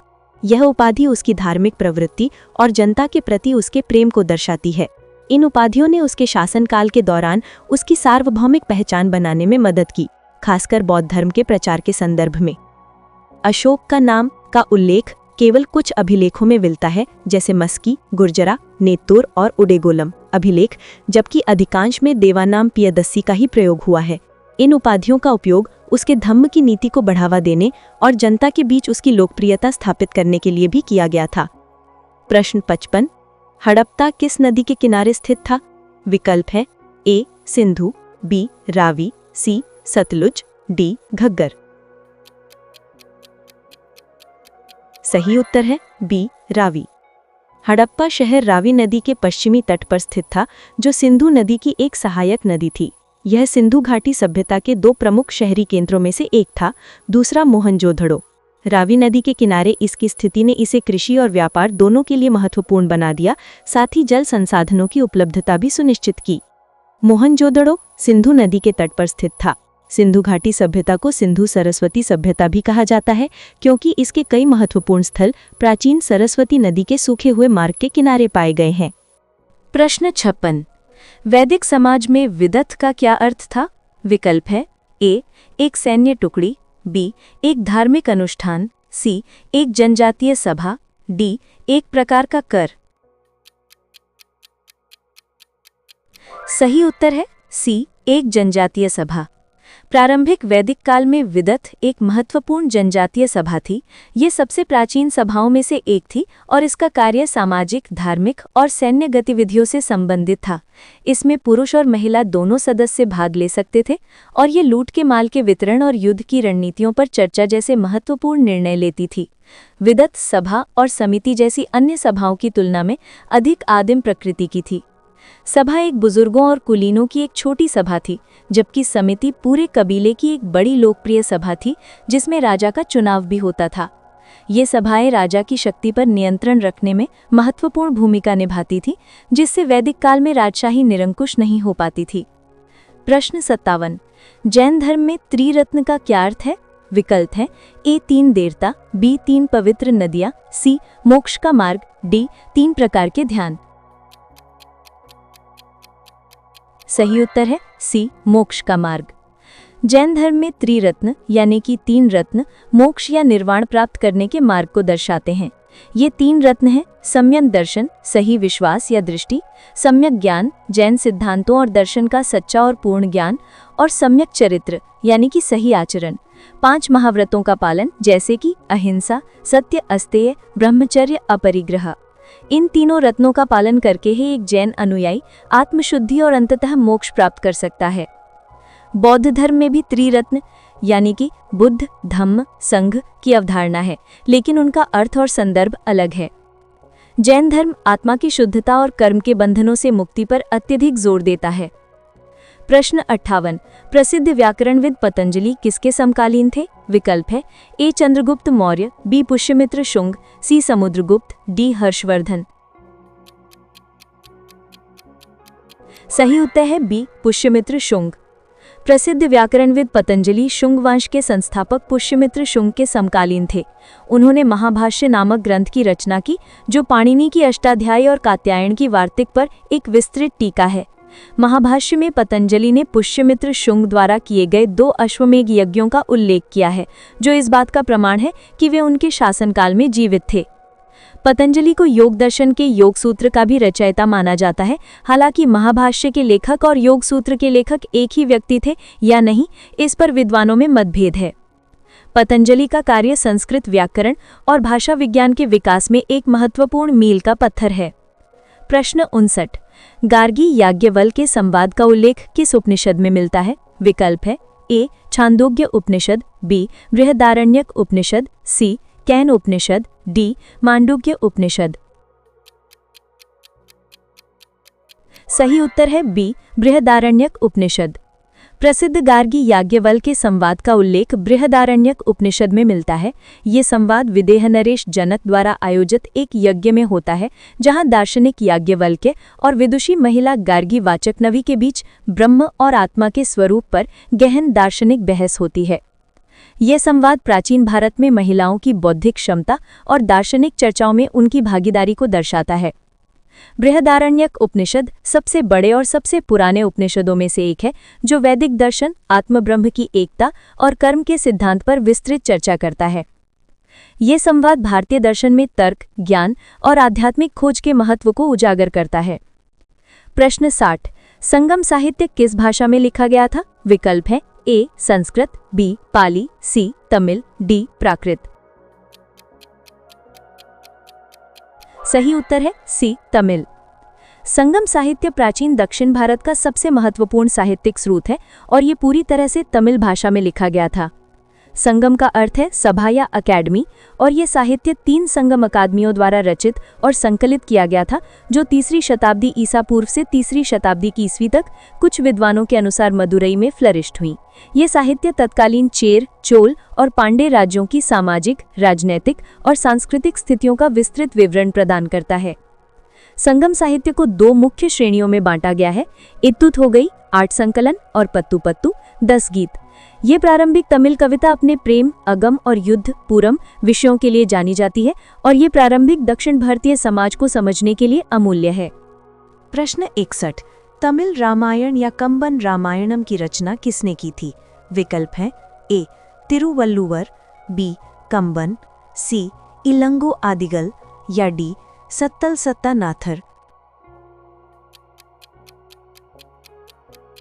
सही उत्तर है बी कंबन। तमिल रामायण, जिसे कंबन रामायणम या कंबा रामायणम के नाम से जाना जाता है, की रचना 12वीं शताब्दी के महान तमिल कवि कंबन ने की थी। यह वाल्मीकि की संस्कृत रामायण का तमिल रूपांतरण है, लेकिन इसमें कंबन ने कई मौलिक तत्व जोड़े और इसे तमिल सांस्कृतिक संदर्भ में ढाला। यह तमिल साहित्य की एक उत्कृष्ट कृति मानी जाती है और आज भी दक्षिण भारत में अत्यधिक लोकप्रिय है। तिरुवल्लुवर ने तिरुक्कुरल की रचना की, जो तमिल नैतिक और दार्शनिक साहित्य का एक महत्वपूर्ण कार्य है। सिलप्पदिकारम या इलंगो आदिगल और मणिमेखलई सत्तल सत्तानाथर 2 अन्य प्रसिद्ध संगम काल के महाकाव्य हैं। 62। किस यूनानी लेखक ने चंद्रगुप्त मौर्य को सैंड्रोकोट्स कहा था? विकल्प हैं ए मेगिस्थनीज, बी स्ट्राबो, सी जस्टिन, डी एरियन। सही उत्तर है सी जस्टिन। यूनानी लेखक जस्टिन ने अपने लेखन में चंद्रगुप्त मौर्य को सैंड्रोकोट्स नाम से संबोधित किया था। विलियम जोन्स नामक विद्वान ने 1793 में पहली बार इस सैंड्रोकोट्स की पहचान मौर्य सम्राट चंद्रगुप्त मौर्य के रूप में की, जिसने भारतीय इतिहास की समय सीमा को स्थापित करने में महत्वपूर्ण भूमिका निभाई। अन्य यूनानी लेखकों जैसे एरियन और स्ट्रैबो ने भी सैंड्रोकोट्स नाम का प्रयोग किया है। मेगस्थनीज ने इंडिका लिखी, जो मौर्यकालीन भारत का एक महत्वपूर्ण विवरण है, हालांकि उसने सीधे तौर पर चंद्रगुप्त को सैंड्रोकोट्स नहीं कहा। यूनानी स्रोतों ने मौर्य साम्राज्य और सिकंदर के आक्रमण के बाद के भारत के बारे में मूल्यवान जानकारी प्रदान की है। प्रश्न 63। एलोरा में गुफाएं और शैलकृत मंदिर डैश से संबंधित हैं। विकल्प है ए केवल बौद्ध धर्म, बी केवल जैन धर्म, सी केवल हिंदू धर्म या डी हिंदू, बौद्ध और जैन धर्म। सही उत्तर है डी हिंदू, बौद्ध और जैन धर्म। एलोरा की गुफाएं महाराष्ट्र में अपनी अनूठी विशेषता के लिए जानी जाती हैं कि इनमें हिंदू, बौद्ध और जैन धर्मों से संबंधित गुफाएं और शैलकृत मंदिर एक साथ मौजूद हैं। यह गुफाएं 6वीं से 10वीं शताब्दी ईस्वी के दौरान बनाई गई थीं और ये धार्मिक सहिष्णुता और सह अस्तित्व का एक अद्भुत उदाहरण प्रस्तुत करती हैं। यहाँ कुल 34 गुफाएं हैं, 1 से 12 बौद्ध धर्म से, 13 से 29 हिंदू धर्म से और 30 से 34 जैन धर्म से संबंधित हैं। एलोरा का सबसे प्रसिद्ध मंदिर कैलास मंदिर है, जो हिंदू धर्म से संबंधित है और एक ही चट्टान को काटकर बनाया गया है। यह यूनेस्को की विश्व धरोहर स्थल है और भारतीय चट्टान काट वास्तुकला की विविधता और भव्यता को दर्शाता है। प्रश्न 64। सिंधु घाटी सभ्यता में खोजा गया पहला स्थल कौन सा था? विकल्प हैं ए मोहनजोदड़ो, बी हड़प्पा, सी रोपड़ या डी लोथल। सही उत्तर है बी हड़प्पा। सिंधु घाटी सभ्यता में खोजा गया पहला स्थल हड़प्पा था। इसकी खोज 1921 में राय बहादुर दयाराम साहनी ने की थी। यह खोज भारतीय उपमहाद्वीप में एक प्राचीन और विकसित शहरी सभ्यता के अस्तित्व का पहला ठोस प्रमाण था, जिसके बाद 1922 में मोहनजोदड़ो की खोज हुई। हड़प्पा शहर वर्तमान पाकिस्तान के पंजाब प्रांत में स्थित है। सिंधु घाटी सभ्यता को इसके पहले खोजे गए स्थल के नाम पर हड़प्पा सभ्यता भी कहा जाता है। इस सभ्यता का नामकरण सर जॉन मार्शल ने किया था, जो उस समय भारतीय पुरातत्व विभाग के महानिदेशक थे। प्रश्न 65। कौन सा चीनी यात्री तीर्थयात्रियों का राजकुमार के रूप में प्रसिद्ध है? विकल्प हैं ए फाहियान, बी इत्सिंग, सी हुएनसांग या डी सुंगयुन। सही उत्तर है सी हुएनसांग। चीनी बौद्ध तीर्थयात्री हुएनसांग या युआनजांग को तीर्थयात्रियों का राजकुमार या प्रिंस ऑफ पिलग्रिम्स के रूप में जाना जाता है। उसने 7वीं शताब्दी ईस्वी में सम्राट हर्षवर्धन के शासनकाल में भारत की यात्रा की और कई वर्षों तक यहाँ रहकर बौद्ध धर्म का अध्ययन किया। उसके यात्रा वृत्तांक CUK में भारत की विस्तृत जानकारी मिलती है और यह भारतीय इतिहास के लिए एक अमूल्य स्रोत है। हुएनसांग ने नालंदा विश्वविद्यालय में विशेष रूप से अध्ययन किया और बौद्ध धर्म की महायान शाखा से संबंधित कई ग्रंथों को चीन ले गया। उसका योगदान केवल धार्मिक ही नहीं बल्कि भौगोलिक और ऐतिहासिक भी है, क्योंकि उसने विभिन्न स्थानों का सटीक वर्णन किया है। प्रश्न 66। प्रसिद्ध कृति मृच्छकटिकम यानी मिट्टी की छोटी गाड़ी किसने लिखी थी? विकल्प हैं ए कालिदास, बी शूद्रक, सी विशाखदत्त या डी भवभूति। सही उत्तर है बी शूद्रक। मृच्छकटिकम अर्थात मिट्टी की छोटी गाड़ी नामक संस्कृत नाटक की रचना शूद्रक ने की थी। ये एक 10 अंकों वाला नाटक है जो गुप्त काल या उसके आसपास से संबंधित माना जाता है। ये नाटक उज्जैन के गरीब ब्राह्मण चारुदत्त और एक धनी गणिका यानी दरबारी बसंत सेना की प्रेम कहानी पर आधारित है। ये उस समय के समाज, कानून और जीवन शैली का यथार्थवादी चित्रण प्रस्तुत करता है। मृच्छकटिकम भारतीय साहित्य में प्रकरण नामक नाटक शैली का एक उत्कृष्ट उदाहरण है, जो साधारण लोगों के जीवन और भावनाओं पर केंद्रित होता है। कालिदास ने अभिज्ञान शाकुंतलम जैसे प्रसिद्ध नाटक लिखे और विशाखदत्त ने मुद्रा राक्षस की रचना की। प्रश्न 67। प्राचीन भारतीय महाकाव्य महाभारत का मूल नाम क्या था? विकल्प हैं ए राजतरंगिणी, बी कथा सरित सागर, सी जय संहिता या डी पुराण। सही उत्तर है सी जय संहिता। प्राचीन भारतीय महाकाव्य महाभारत का मूल नाम जय संहिता था। जब इसकी रचना शुरू हुई थी तब इसमें केवल 8800 श्लोक थे। बाद में इसमें श्लोकों की संख्या बढ़कर 24,000 हो गई और इसे भारत कहा जाने लगा। अंततः जब इसमें 1 लाख यानी 1 लाख श्लोक हो गए तो इसे महाभारत या शतसाहस्त्री संहिता कहा जाने लगा। ये विश्व के सबसे बड़े महाकाव्यों में से एक है। महाभारत की रचना का श्रेय महर्षि वेदव्यास को दिया जाता है। इसमें कुरुक्षेत्र युद्ध की कहानी, पांडवों और कौरवों के बीच के संघर्ष तथा धर्म, नैतिकता और दर्शन पर विस्तृत चर्चाएं शामिल हैं, जिनमें भगवद गीता भी एक हिस्सा है। प्रश्न 68। संगम युग के दौरान मूवेंदर शब्द का प्रयोग किसके लिए किया जाता था? विकल्प है ए 3 महत्वपूर्ण बंदरगाह, बी 3 संगम अकादमियां, सी 3 प्रमुख दक्षिण भारतीय राजवंश या डी 3 प्रकार की भूमि। सही उत्तर है सी 3 प्रमुख दक्षिण भारतीय राजवंश। संगम युग के दौरान मूवेंदर शब्द का प्रयोग 3 प्रमुख दक्षिण भारतीय राजवंशों के समूह के लिए किया जाता था, चेर, चोल और पांड्य। मूवेंदर का शाब्दिक अर्थ होता है 3 प्रमुख। ये तीनों राजवंश संगम काल के दौरान दक्षिण भारत की राजनीति और संस्कृति में प्रमुख शक्तियां थीं, जिनके बीच अक्सर प्रभुत्व के लिए संघर्ष होता रहता था। चेरों ने पश्चिमी तट यानी केरल पर शासन किया, चोलों ने पूर्वी तट यानी तमिलनाडु पर शासन किया और पांड्यों ने दक्षिणी प्रायद्वीप यानी तमिलनाडु पर शासन किया। इन तीनों राजवंशों के इतिहास और उपलब्धियों का विस्तृत विवरण संगम साहित्य में मिलता है। प्रश्न 69। प्रसिद्ध 10 राजाओं का युद्ध यानी दशराग्य युद्ध किस नदी के तट पर लड़ा गया था? विकल्प हैं ए सिंधु, बी परुषिणी यानी रावी, सी सरस्वती या डी गंगा। सही उत्तर है बी परुषिणी यानी रावी। ऋग्वेद में वर्णित प्रसिद्ध 10 राजाओं का युद्ध यानी दशरागी युद्ध परुषिणी नदी यानी आधुनिक रावी नदी के तट पर लड़ा गया था। ये युद्ध भरत कुल के राजा सुदास और 10 राजाओं के गठबंधन के बीच हुआ था, जिसमें 5 आर्य और 5 अनार्य जनजातियां शामिल थीं। राजा सुदास ने इस युद्ध में विजय प्राप्त की, जिससे भरत कुल की प्रमुखता स्थापित हुई। ये प्रारंभिक वैदिक काल की राजनैतिक और सामाजिक गतिशीलता को दर्शाता है, जिसमें आर्य जनजातियों के बीच संघर्ष और उनके गैर आर्य पड़ोसियों के साथ संबंध शामिल थे।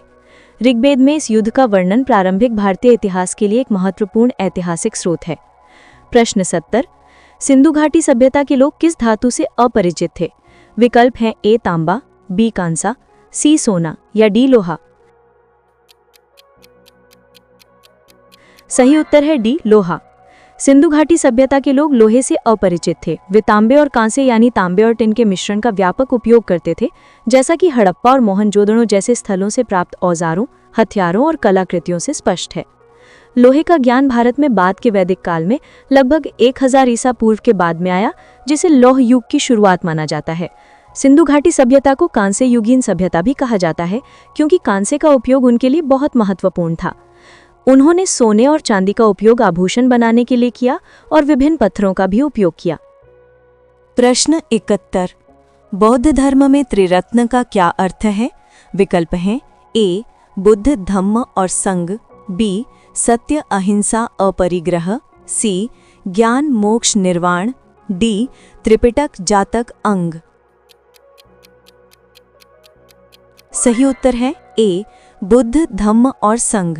व्याख्या: बौद्ध धर्म में त्रिरत्न यानी 3 रत्न उन 3 मौलिक सिद्धांतों को संदर्भित करते हैं जिनमें बौद्ध अनुयायी शरण लेते हैं। ये हैं बुद्ध, एनलाइटेंड वन, ज्ञान प्राप्त व्यक्ति, सिद्धार्थ गौतम जिन्होंने ज्ञान प्राप्त किया, धम्म, बुद्ध की शिक्षाएं और सिद्धांत यानी नैतिक कानून, संघ, बौद्ध भिक्षु और भिक्षुणियों का समुदाय। इन तीनों में विश्वास और शरण लेना बौद्ध धर्म का आधार माना जाता है और ये आध्यात्मिक विकास का मार्ग प्रदान करता है। जैन धर्म के त्रिरत्न यानी सम्यक दर्शन, सम्यक ज्ञान, सम्यक चरित्र से भ्रमित न हों, जो मोक्ष के मार्ग से संबंधित हैं। त्रिरत्न बौद्ध धर्म में आस्था और प्रतिबद्धता का प्रतीक है। प्रश्न 72। अजंता गुफाओं के समान कौन सी गुफाएं मध्य प्रदेश में स्थित हैं? विकल्प हैं ए बाघ गुफाएं, बी उदयगिरी गुफाएं, सी सांची गुफाएं, डी भीमबेटका गुफाएं। सही उत्तर है ए बाघ गुफाएं। मध्य प्रदेश के धार जिले में स्थित बाघ गुफाएं अजंता की गुफाओं के समान ही अपनी शानदार बौद्ध चित्रकला के लिए प्रसिद्ध हैं।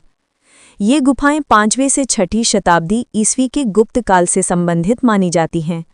अजंता की तरह ये भी चट्टानों को काटकर बनाई गई हैं और इनमें बौद्ध मठों और चैत्यों की चित्रकारी, जो बुद्ध के जीवन और जातक कथाओं से प्रेरित है, उस काल की कलात्मक उत्कृष्टता को दर्शाती है। उदयगिरी गुफाएं विदिशा, मध्य प्रदेश, मुख्यतः हिंदू धर्म से संबंधित हैं, जिनमें गुप्तकालीन मूर्तिकला के उदाहरण हैं। भीमबेटका की गुफाएं मध्य प्रदेश अपने प्रागैतिहासिक शैल चित्रों के लिए प्रसिद्ध हैं। प्रश्न 73। मेगास्थनीज किसका राजदूत था? विकल्प हैं ए सिकंदर, बी सेल्यूकस निकेटर, सी डेरियस प्रथम, डी फिलिप द्वितीय। सही उत्तर है बी सेल्यूकस निकेटर। मेगास्थनीज यूनानी शासक सेल्यूकस निकेटर का राजदूत था, जिसे चंद्रगुप्त मौर्य के दरबार में भेजा गया था। सेल्यूकस निकेटर सिकंदर के एक सेनापति था, जिसने सिकंदर की मृत्यु के बाद उसके पूर्वी साम्राज्य का अधिग्रहण किया था। मेगास्थनीज ने लगभग 302 ईसा पूर्व से 299 ईसा पूर्व तक चंद्रगुप्त मौर्य के दरबार में निवास किया और भारत के बारे में अपना प्रसिद्ध वृत्तांत इंडिका लिखा।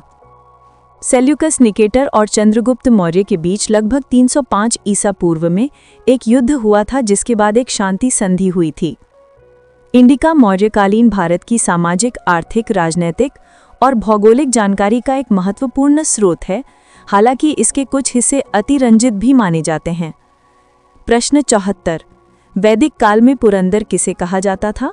विकल्प हैं ए अग्नि, बी इंद्र, सी वरुण, डी सोम। सही उत्तर है बी इंद्र।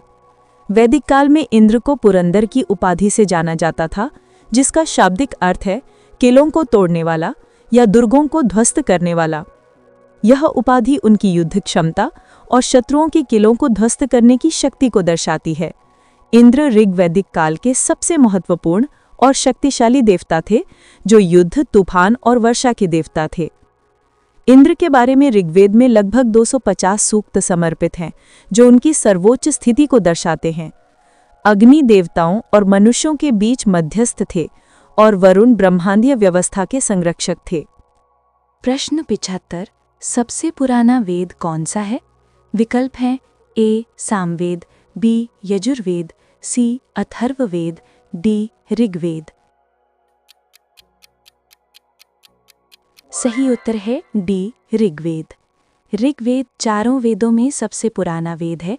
इसका संकलन लगभग 1500 से 1200 ईसा पूर्व के बीच हुआ माना जाता है। इसमें 10 मंडल यानी पुस्तकें और 1028 सूक्त यानी भजन हैं, जो विभिन्न वैदिक देवताओं की स्तुति में रचे गए हैं। ऋग्वेद प्रारंभिक आर्यों के धार्मिक विश्वासों, सामाजिक संरचना और जीवन शैली के बारे में महत्वपूर्ण जानकारी प्रदान करता है। अन्य 3 वेद सामवेद, यजुर्वेद और अथर्ववेद ऋग्वेद के बाद संकलित किए गए थे और विभिन्न अनुष्ठानों, मंत्रों और जादू टोने से संबंधित हैं। वेद हिंदू धर्म के सबसे पवित्र और मूलभूत ग्रंथ हैं। प्रश्न 76। भारत का आइंस्टीन किसे कहा जाता है? विकल्प हैं ए आर्यभट्ट, बी ब्रह्मगुप्त, सी नागार्जुन, डी वराहमिहिर। सही उत्तर है सी नागार्जुन। बौद्ध दार्शनिक और रसायनज्ञ नागार्जुन को भारत का आइंस्टीन कहा जाता है। वो कुषाण शासक कनिष्क के समकालीन थे और उन्होंने माध्यमिक कारिका नामक ग्रंथ की रचना की, जिसमें शून्यता के सिद्धांत का प्रतिपादन किया गया है। उन्हें रसायन विज्ञान और धातु विज्ञान में भी महत्वपूर्ण योगदान के लिए जाना जाता है, विशेषकर पारे के उपयोग पर उनके काम के लिए। आर्यभट्ट एक प्रसिद्ध गणितज्ञ और खगोल शास्त्री थे, जिन्होंने आर्यभट्टीय नामक ग्रंथ लिखा और शून्य की अवधारणा, पृथ्वी के अपनी धुरी पर घूमने और सूर्य केंद्रित सिद्धांत के प्रारंभिक विचार दिए। वराहमिहिर गुप्त काल के एक अन्य प्रसिद्ध खगोल शास्त्री और ज्योतिषी थे। प्रश्न 77। कलिंग की राजधानी क्या थी? विकल्प है ए पाटलिपुत्र, बी तक्षशिला, सी तोसली, डी उज्जैन। सही उत्तर है सी तोसली। प्राचीन काल में कलिंग यानी वर्तमान ओडिशा की राजधानी तोसली थी। सम्राट अशोक ने अपने शासनकाल के 8वें वर्ष में कलिंग पर आक्रमण किया, जो उसके जीवन का एक महत्वपूर्ण युद्ध था। इस युद्ध के बाद तोसली को मौर्य साम्राज्य का एक प्रशासनिक केंद्र बनाया गया। अशोक के कलिंग अभिलेखों में तोसली और जौगढ़ का उल्लेख प्रशासनिक मुख्यालयों के रूप में मिलता है। कलिंग युद्ध के विनाशकारी परिणामों ने अशोक को बौद्ध धर्म अपनाने और धम्म विजय की नीति का पालन करने के लिए प्रेरित किया। कलिंग एक समृद्ध व्यापारिक क्षेत्र था और इसकी एक शक्तिशाली सेना भी थी। प्रश्न 78। किस गुप्त शासक ने हूणों को सफलतापूर्वक पीछे ढकेला? विकल्प हैं ए समुद्रगुप्त, बी चंद्रगुप्त द्वितीय, सी कुमारगुप्त प्रथम, डी स्कंदगुप्त। सही उत्तर है डी स्कंदगुप्त। गुप्त सम्राट स्कंदगुप्त लगभग 455 से 467 ईस्वी ने पश्चिमी भारत से आए आक्रमणकारी हूणों को सफलतापूर्वक पीछे ढकेला था। भीतरी स्तंभ अभिलेख और जूनागढ़ अभिलेख में इस महत्वपूर्ण विजय का वर्णन मिलता है, जिसमें हूणों को पराजित करने के लिए स्कंदगुप्त के अथक प्रयासों की सराहना की गई है। इस विजय ने कुछ समय के लिए गुप्त साम्राज्य को हूणों के आक्रमणों से बचाया, लेकिन बाद में हूणों ने भारतीय उपमहाद्वीप में अपनी पकड़ मजबूत कर ली। हूणों के आक्रमण ने गुप्त साम्राज्य को गंभीर रूप से कमजोर कर दिया और इसके पतन का एक प्रमुख कारण भी बने। स्कंदगुप्त को अपनी प्रशासनिक क्षमताओं और साम्राज्य की रक्षा के लिए किए गए संघर्षों के लिए जाना जाता है। प्रश्न 79। पल्लवों की राजधानी क्या थी? विकल्प हैं ए मदुरई, बी तंजौर, सी कांचीपुरम, डी वातापी। सही उत्तर है सी कांचीपुरम। पल्लव वंश की राजधानी कांचीपुरम यानी आधुनिक कांची थी, जो वर्तमान तमिलनाडु में स्थित है। ये एक महत्वपूर्ण राजनीतिक, धार्मिक और सांस्कृतिक केंद्र था। पल्लवों ने 6वीं से 9वीं शताब्दी ईस्वी तक दक्षिण भारत पर शासन किया और अपनी वास्तुकला, विशेषकर महाबलीपुरम के मंदिरों, मूर्तिकला और संस्कृत और तमिल साहित्य को संरक्षण देने के लिए प्रसिद्ध थे। कांचीपुरम अपनी विद्या और ज्ञान के केंद्र के रूप में भी प्रसिद्ध था और यहाँ कई प्रसिद्ध मंदिर जैसे कैलासनाथर मंदिर स्थित हैं। वातापी बदामी चालुक्यों की राजधानी थी, जबकि मदुरै पांड्यों की और तंजौर चोलों की राजधानी थी। प्रश्न 80। प्राचीन भारत में अग्रहार का क्या अर्थ था? विकल्प हैं ए. एक प्रकार का कर, बी. ब्राह्मणों को भूमि अनुदान, सी. सिंचाई का एक तरीका, डी. एक प्रकार की सेना। सही उत्तर है बी. ब्राह्मणों को भूमि अनुदान। प्राचीन भारत में विशेषकर गुप्त काल और उसके बाद के समय में अग्रहार ब्राह्मणों को दिया जाने वाला भूमि अनुदान था। ये भूमि कर मुक्त होती थी और ब्राह्मणों को उस पर पूर्ण अधिकार होता था। ये अनुदान अक्सर धार्मिक और शैक्षिक उद्देश्यों के लिए दिया जाता था, जिससे ब्राह्मणों को मंदिरों और शिक्षण संस्थाओं को बनाए रखने में मदद मिलती थी। ये प्रथा समाज में ब्राह्मणों की उच्च स्थिति और धार्मिक संस्थाओं के महत्व को दर्शाती है। भूमि अनुदान की ये प्रथा प्रारंभिक मध्यकालीन भारत की सामंती व्यवस्था के विकास में महत्वपूर्ण थी। अग्रहार से ग्रामों में कृषि और स्थानीय प्रशासन के विकास को भी बढ़ावा मिला। प्रश्न 81। प्रयाग प्रशस्ति किस गुप्त शासक से संबंधित है? विकल्प है ए. चंद्रगुप्त प्रथम, बी. समुद्रगुप्त, सी. चंद्रगुप्त द्वितीय, डी. स्कंदगुप्त। सही उत्तर है बी. समुद्रगुप्त। प्रयाग प्रशस्ति, जिसे इलाहाबाद स्तंभ शिलालेख के नाम से भी जाना जाता है, गुप्त सम्राट समुद्रगुप्त की उपलब्धियों का विस्तृत वर्णन करता है। ये उसके दरबारी कवि हरिसेन द्वारा संस्कृत में रचित है। ये अभिलेख समुद्रगुप्त के सैन्य विजयों, उसके साम्राज्यवादी विस्तार और उसके व्यक्तिगत गुणों जैसे विद्वता और संगीत प्रेम का एक महत्वपूर्ण स्रोत है, जिससे हमें गुप्त साम्राज्य के इतिहास की गहरी समझ मिलती है। ये मूल रूप से अशोक स्तंभ पर खुदा हुआ था, जिसे बाद में समुद्रगुप्त के शिलालेख से जोड़ा गया। प्रशस्ति एक प्रशंसात्मक अभिलेख होता है जो किसी शासक की उपलब्धियों और गुणों का गुणगान करता है। कालिदास की प्रसिद्ध रचना अभिज्ञान शाकुंतलम में किसका वर्णन है? विकल्प है ए. भगवान राम और सीता, बी. राजा दुष्यंत और शकुंतला, सी. भगवान कृष्ण और राधा, डी. राजा विक्रमादित्य और वेताल। सही उत्तर है बी. राजा दुष्यंत और शकुंतला। कालिदास की प्रसिद्ध संस्कृत नाटक अभिज्ञान शाकुंतलम में राजा दुष्यंत और शकुंतला की प्रेम कहानी का वर्णन है। ये नाटक भारतीय साहित्य की एक उत्कृष्ट रचना मानी जाती है, जिसमें प्रेम, वियोग और पुनर्मिलन की भावनाओं को अत्यंत कलात्मक ढंग से प्रस्तुत किया गया है। ये नाटक भारत के अलावा पश्चिमी दुनिया में भी अत्यधिक प्रसिद्ध हुआ। कालिदास गुप्त काल के महानतम कवियों और नाटककारों में से एक थे, जो चंद्रगुप्त द्वितीय विक्रमादित्य के दरबार के नवरत्नों में से एक थे। उनकी अन्य प्रमुख रचनाएं हैं मेघदूतम खंडकाव्य, कुमार संभवम महाकाव्य और मालविकाग्निमित्रम नाटक। प्राचीन भारत में सोने के सिक्के को क्या कहा जाता था? विकल्प हैं ए. पर्ण, बी. दिनार, सी. निष्क, डी. करशापण। सही उत्तर है बी. दिनार। व्याख्या: गुप्त काल में प्राचीन भारत में सोने के सिक्के को मुख्य रूप से दिनार कहा जाता था। ये नाम रोमन सिक्कों देनारियस से लिया गया था। गुप्त शासकों ने बड़ी संख्या में सोने के सिक्के जारी किए, जो अपनी सुंदरता, कलात्मकता और धातुकर्म कौशल के लिए प्रसिद्ध थे। ये सिक्के गुप्त साम्राज्य की आर्थिक समृद्धि और व्यापारिक गतिविधियों को दर्शाते हैं। पर्ण मौर्य काल में चांदी का सिक्का था। निष्क वैदिक काल में सोने के हार या आभूषण के लिए प्रयोग होता था, जो बाद में एक प्रकार की मुद्रा बन गया। करशापर्ण एक प्राचीन भारतीय सिक्का था जो विभिन्न धातुओं तांबा, चांदी से बना होता था। किस दक्षिण भारतीय शासक ने हर्षवर्धन को नर्मदा नदी के तट पर हराया था? विकल्प है ए. नरसिंह वर्मन प्रथम, बी. महेंद्र वर्मन प्रथम, सी. पुलकेशिन द्वितीय, डी. विक्रमादित्य द्वितीय। सही उत्तर है सी. पुलकेशिन द्वितीय। बादामी के चालुक्य वंश के सबसे महान शासक पुलकेशिन द्वितीय ने लगभग 618 से 619 ईस्वी में सम्राट हर्षवर्धन को नर्मदा नदी के तट पर पराजित किया था। इस ऐतिहासिक घटना का वर्णन पुलकेशिन द्वितीय के दरबारी कवि रवि कीर्ति द्वारा रचित ऐहोल प्रशस्ति में मिलता है। इस विजय ने हर्षवर्धन के दक्षिण भारत में विस्तार के प्रयासों पर रोक लगा दी और दक्कन में चालुक्यों की शक्ति को स्थापित किया। ये युद्ध भारतीय इतिहास के कुछ सबसे प्रसिद्ध संघर्षों में से एक है, जिसमें उत्तर के एक महान सम्राट और दक्षिण के एक शक्तिशाली राजा का आमना सामना हुआ।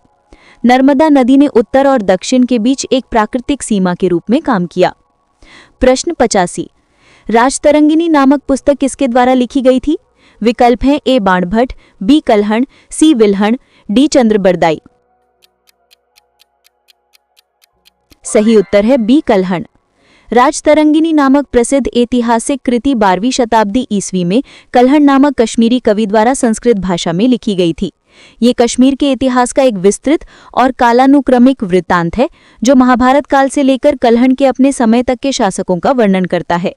इसे भारतीय इतिहास में पहला वास्तविक ऐतिहासिक ग्रंथ माना जाता है, क्योंकि इसमें घटनाओं का एक व्यवस्थित कालक्रम और स्रोत संदर्भों का उपयोग किया गया है। राजतरंगिणी न केवल राजनीतिक इतिहास बल्कि तत्कालीन सामाजिक, आर्थिक और सांस्कृतिक जीवन पर भी प्रकाश डालती है। बाणभट्ट ने हर्षचरित और कादंबरी लिखी, जबकि चंद्रबरदाई ने पृथ्वीराज रासो लिखी। प्रश्न 86।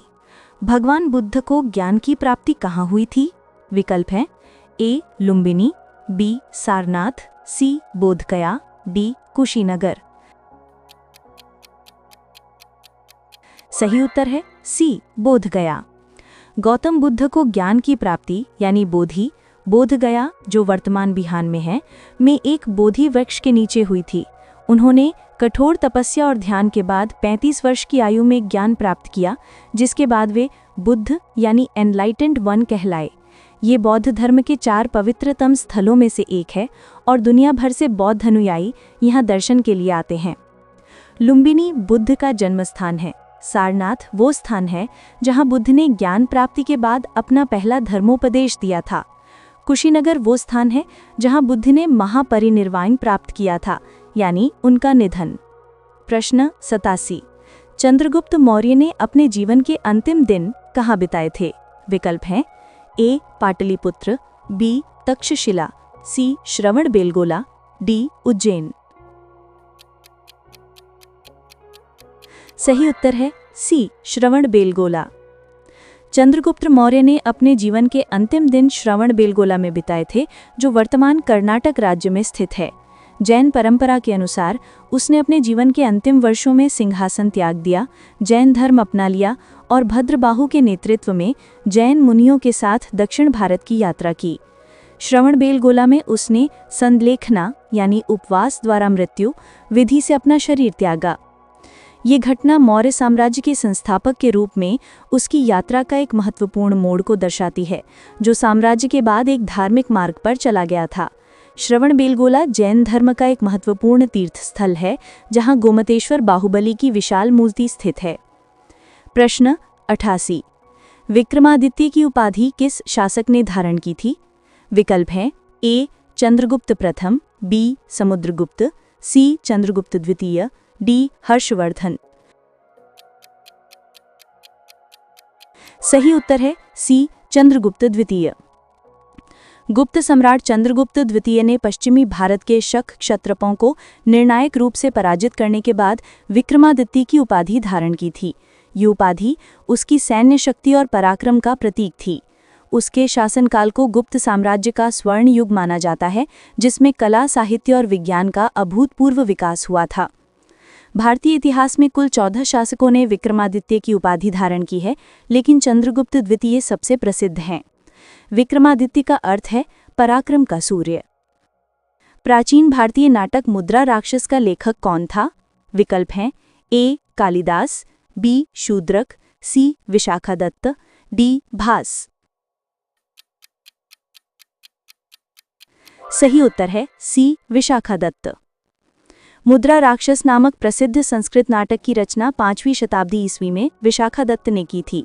ये नाटक चंद्रगुप्त मौर्य के सत्ता में आने, नंदवंश के अंतिम शासक धनानंद के पतन और चाणक्य की कूटनीति का वर्णन करता है।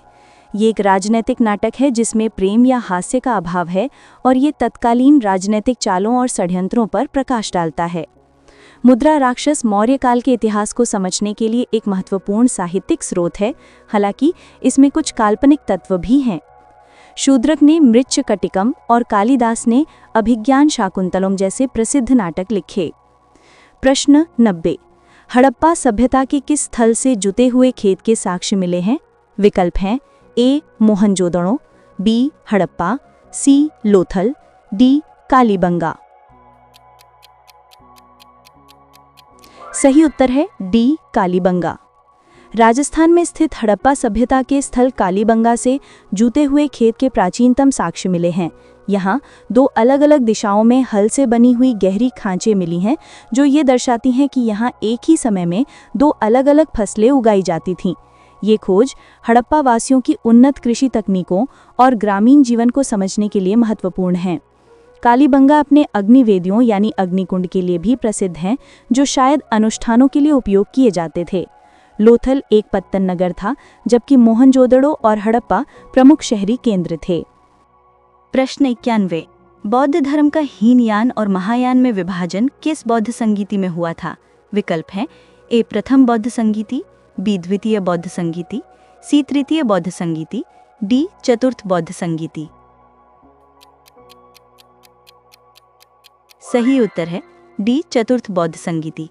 बौद्ध धर्म का हीनयान यानी छोटे वाहन और महायान यानी महान वाहन नामक 2 प्रमुख शाखाओं में विभाजन कुषाण शासक कनिष्क के शासनकाल में आयोजित चतुर्थ बौद्ध संगीति में हुआ था। ये संगीति लगभग 72 ईस्वी में कुंडलवन, कश्मीर में हुई थी। हीनयान बुद्ध को एक शिक्षक मानता था और व्यक्तिगत मुक्ति पर जोर देता था, जबकि महायान बुद्ध को एक देवता मानता था और सभी प्राणियों की मुक्ति पर जोर देता था। महायान शाखा में बुद्ध की मूर्ति पूजा और बोधिसत्वों की अवधारणा विकसित हुई, जिससे बौद्ध धर्म का व्यापक प्रसार हुआ। चतुर्थ बौद्ध संगीति की अध्यक्षता वसुमित्र ने की थी और अश्वघोष इसके उपाध्यक्ष थे। प्रश्न 92। प्राचीन भारत में आर्यों का मुख्य निवास स्थान क्या था? विकल्प है ए दक्कन, बी सप्त सिंधु क्षेत्र, सी गंगा का मैदान, डी पूर्वी भारत। सही उत्तर है बी सप्त सिंधु क्षेत्र। प्रारंभिक वैदिक आर्यों का मुख्य निवास स्थान सप्त सिंधु क्षेत्र था, जिसका अर्थ है 7 नदियों की भूमि। इसमें सिंधु नदी और उसकी 5 सहायक नदियां झेलम, चिनाब, रावी, ब्यास, सतलुज और प्राचीन सरस्वती नदी का क्षेत्र शामिल था। ये क्षेत्र वर्तमान पंजाब, भारत और पाकिस्तान और उसके आसपास का क्षेत्र था। ऋग्वेद में इस क्षेत्र का विस्तृत वर्णन मिलता है, जो आर्यों के जीवन और संस्कृति का केंद्र था। बाद के वैदिक काल में आर्य गंगा के मैदानों की ओर पूर्व की ओर बढ़े, जिससे कृषि और शहरीकरण का विकास हुआ। आर्यों का आगमन और उनके प्रवास को लेकर विद्वानों में अलग अलग मत हैं, लेकिन सप्त सिंधु क्षेत्र उनका प्रारंभिक और महत्वपूर्ण निवास स्थान माना जाता है। प्रश्न 93। किस शासक ने महाराजा धीराज की उपाधि धारण की थी? विकल्प हैं ए श्रीगुप्त, बी चंद्रगुप्त प्रथम, सी समुद्रगुप्त, डी कुमारगुप्त प्रथम। सही उत्तर है बी चंद्रगुप्त प्रथम। गुप्त वंश के शासक चंद्रगुप्त प्रथम ने महाराजा धीराज की भव्य उपाधि धारण की थी। ये उपाधि उसकी बढ़ती हुई राजनीतिक शक्ति और साम्राज्यवादी महत्वाकांक्षाओं का प्रतीक थी। उसने 319-320 ईस्वी में गुप्त संवत की शुरुआत की और लिच्छवी राजकुमारी कुमार देवी से विवाह करके अपनी स्थिति को और मजबूत किया, जिससे गुप्त वंश एक प्रमुख शक्ति के रूप में उभरा। उसके उत्तराधिकारी समुद्रगुप्त ने भी इस उपाधि को बनाए रखा और अपने साम्राज्य का व्यापक विस्तार किया। ये उपाधि गुप्त शासकों द्वारा अपनी संप्रभुता और शक्ति को दर्शाने के लिए उपयोग की जाती थी, जो उन्हें अधीनस्थ राजाओं से ऊपर रखती थी। प्रश्न 94। दक्षिण भारत में प्रसिद्ध महाकाव्य सिलप्पदिकारम की रचना किसने की थी? विकल्प हैं ए तिरुवल्लुवर, बी कंबन, सी इलंगो आदिगल, डी नक्कीरार। सही उत्तर है सी इलंगो आदिगल। तमिल साहित्य के 5 महान काव्यों में से एक सिलप्पदिकारम यानी पायल की कहानी की रचना इलंगो आदिगल ने की थी, जो एक चेर राजकुमार और जैन भिक्षु थे। ये महाकाव्य 2री से 6ठी शताब्दी ईस्वी के बीच का माना जाता है। ये कनगी नामक महिला की कहानी बताता है, जो अपने पति कोवलन की मौत का बदला लेती है और अंत में उसे देवी के रूप में पूजा जाता है। ये संगम युग के बाद के सामाजिक और सांस्कृतिक जीवन का एक विस्तृत चित्रण प्रस्तुत करता है। सिलप्पदिकारम को तमिल साहित्य में तमिल साहित्य का महाकाव्य कहा जाता है। इसकी कथा में तत्कालीन चेर, चोल और पांड्या राज्यों की जानकारी भी मिलती है। प्रश्न 95। अशोक के अधिकांश अभिलेख किस भाषा और लिपि में लिखे गए हैं? विकल्प है ए पाली और खरोष्ठी, बी प्राकृत और ब्राह्मी, सी संस्कृत और देवनागरी, डी प्राकृत और ग्रीक। सही उत्तर है बी प्राकृत और ब्राह्मी।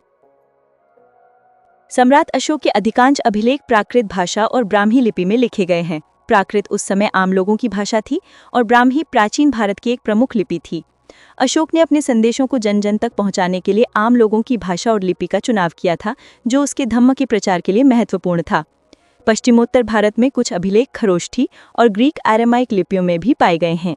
ब्राह्मी लिपि भारत की कई आधुनिक लिपियों जैसे देवनागरी, बंगला, तमिल आदि की जननी है। इन अभिलेखों को 1837 में जेम्स प्रिंसेप ने सफलतापूर्वक पढ़ा था, जिससे अशोक के साम्राज्य और उसकी नीतियों के बारे में महत्वपूर्ण जानकारी मिली। प्रश्न 96। कुषाणों की राजधानी क्या थी? विकल्प है ए पाटलिपुत्र, बी मथुरा, सी पुरुषपुर, डी तक्षशिला।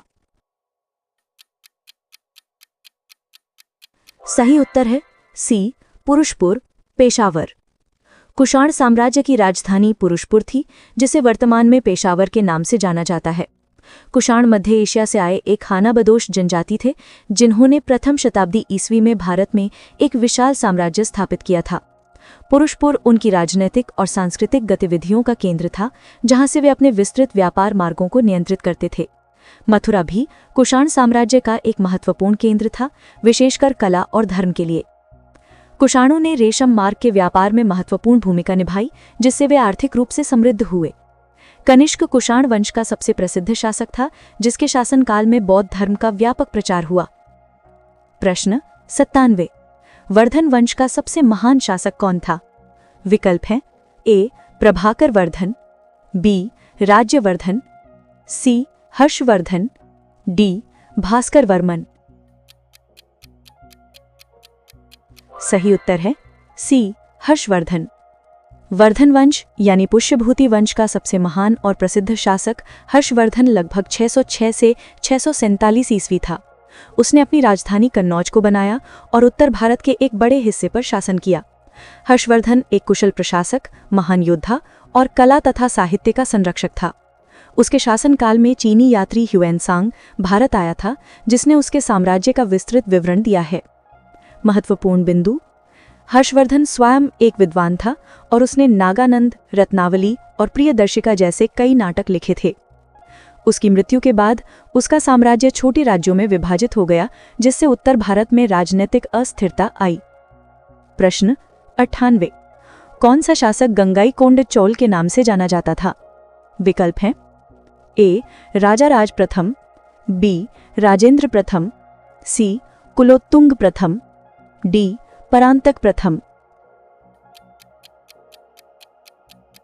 सही उत्तर है बी राजेंद्र प्रथम। चोल सम्राट राजेंद्र प्रथम लगभग 1014 से 1044 ईस्वी को गंगाईकोंड चोल यानी गंगा का विजेता चोल की उपाधि से जाना जाता था। उसने उत्तर भारत में गंगा नदी तक एक सफल सैन्य अभियान चलाया और पाल शासक महिपाल को पराजित किया। इस भव्य विजय के उपलक्ष्य में उसने गंगाईकोंड चोलपुरम नामक एक नई राजधानी की स्थापना की और वहां एक भव्य बृहदीश्वर मंदिर बनवाया, जो उसकी शक्ति और धार्मिक निष्ठा का प्रतीक था। राजेंद्र प्रथम ने न केवल उत्तर भारत में विजय प्राप्त की, बल्कि अपनी शक्तिशाली नौसेना के माध्यम से दक्षिण पूर्व एशिया यानी श्रीविजय साम्राज्य पर भी आक्रमण किया और महत्वपूर्ण समुद्री व्यापार मार्गों को नियंत्रित किया।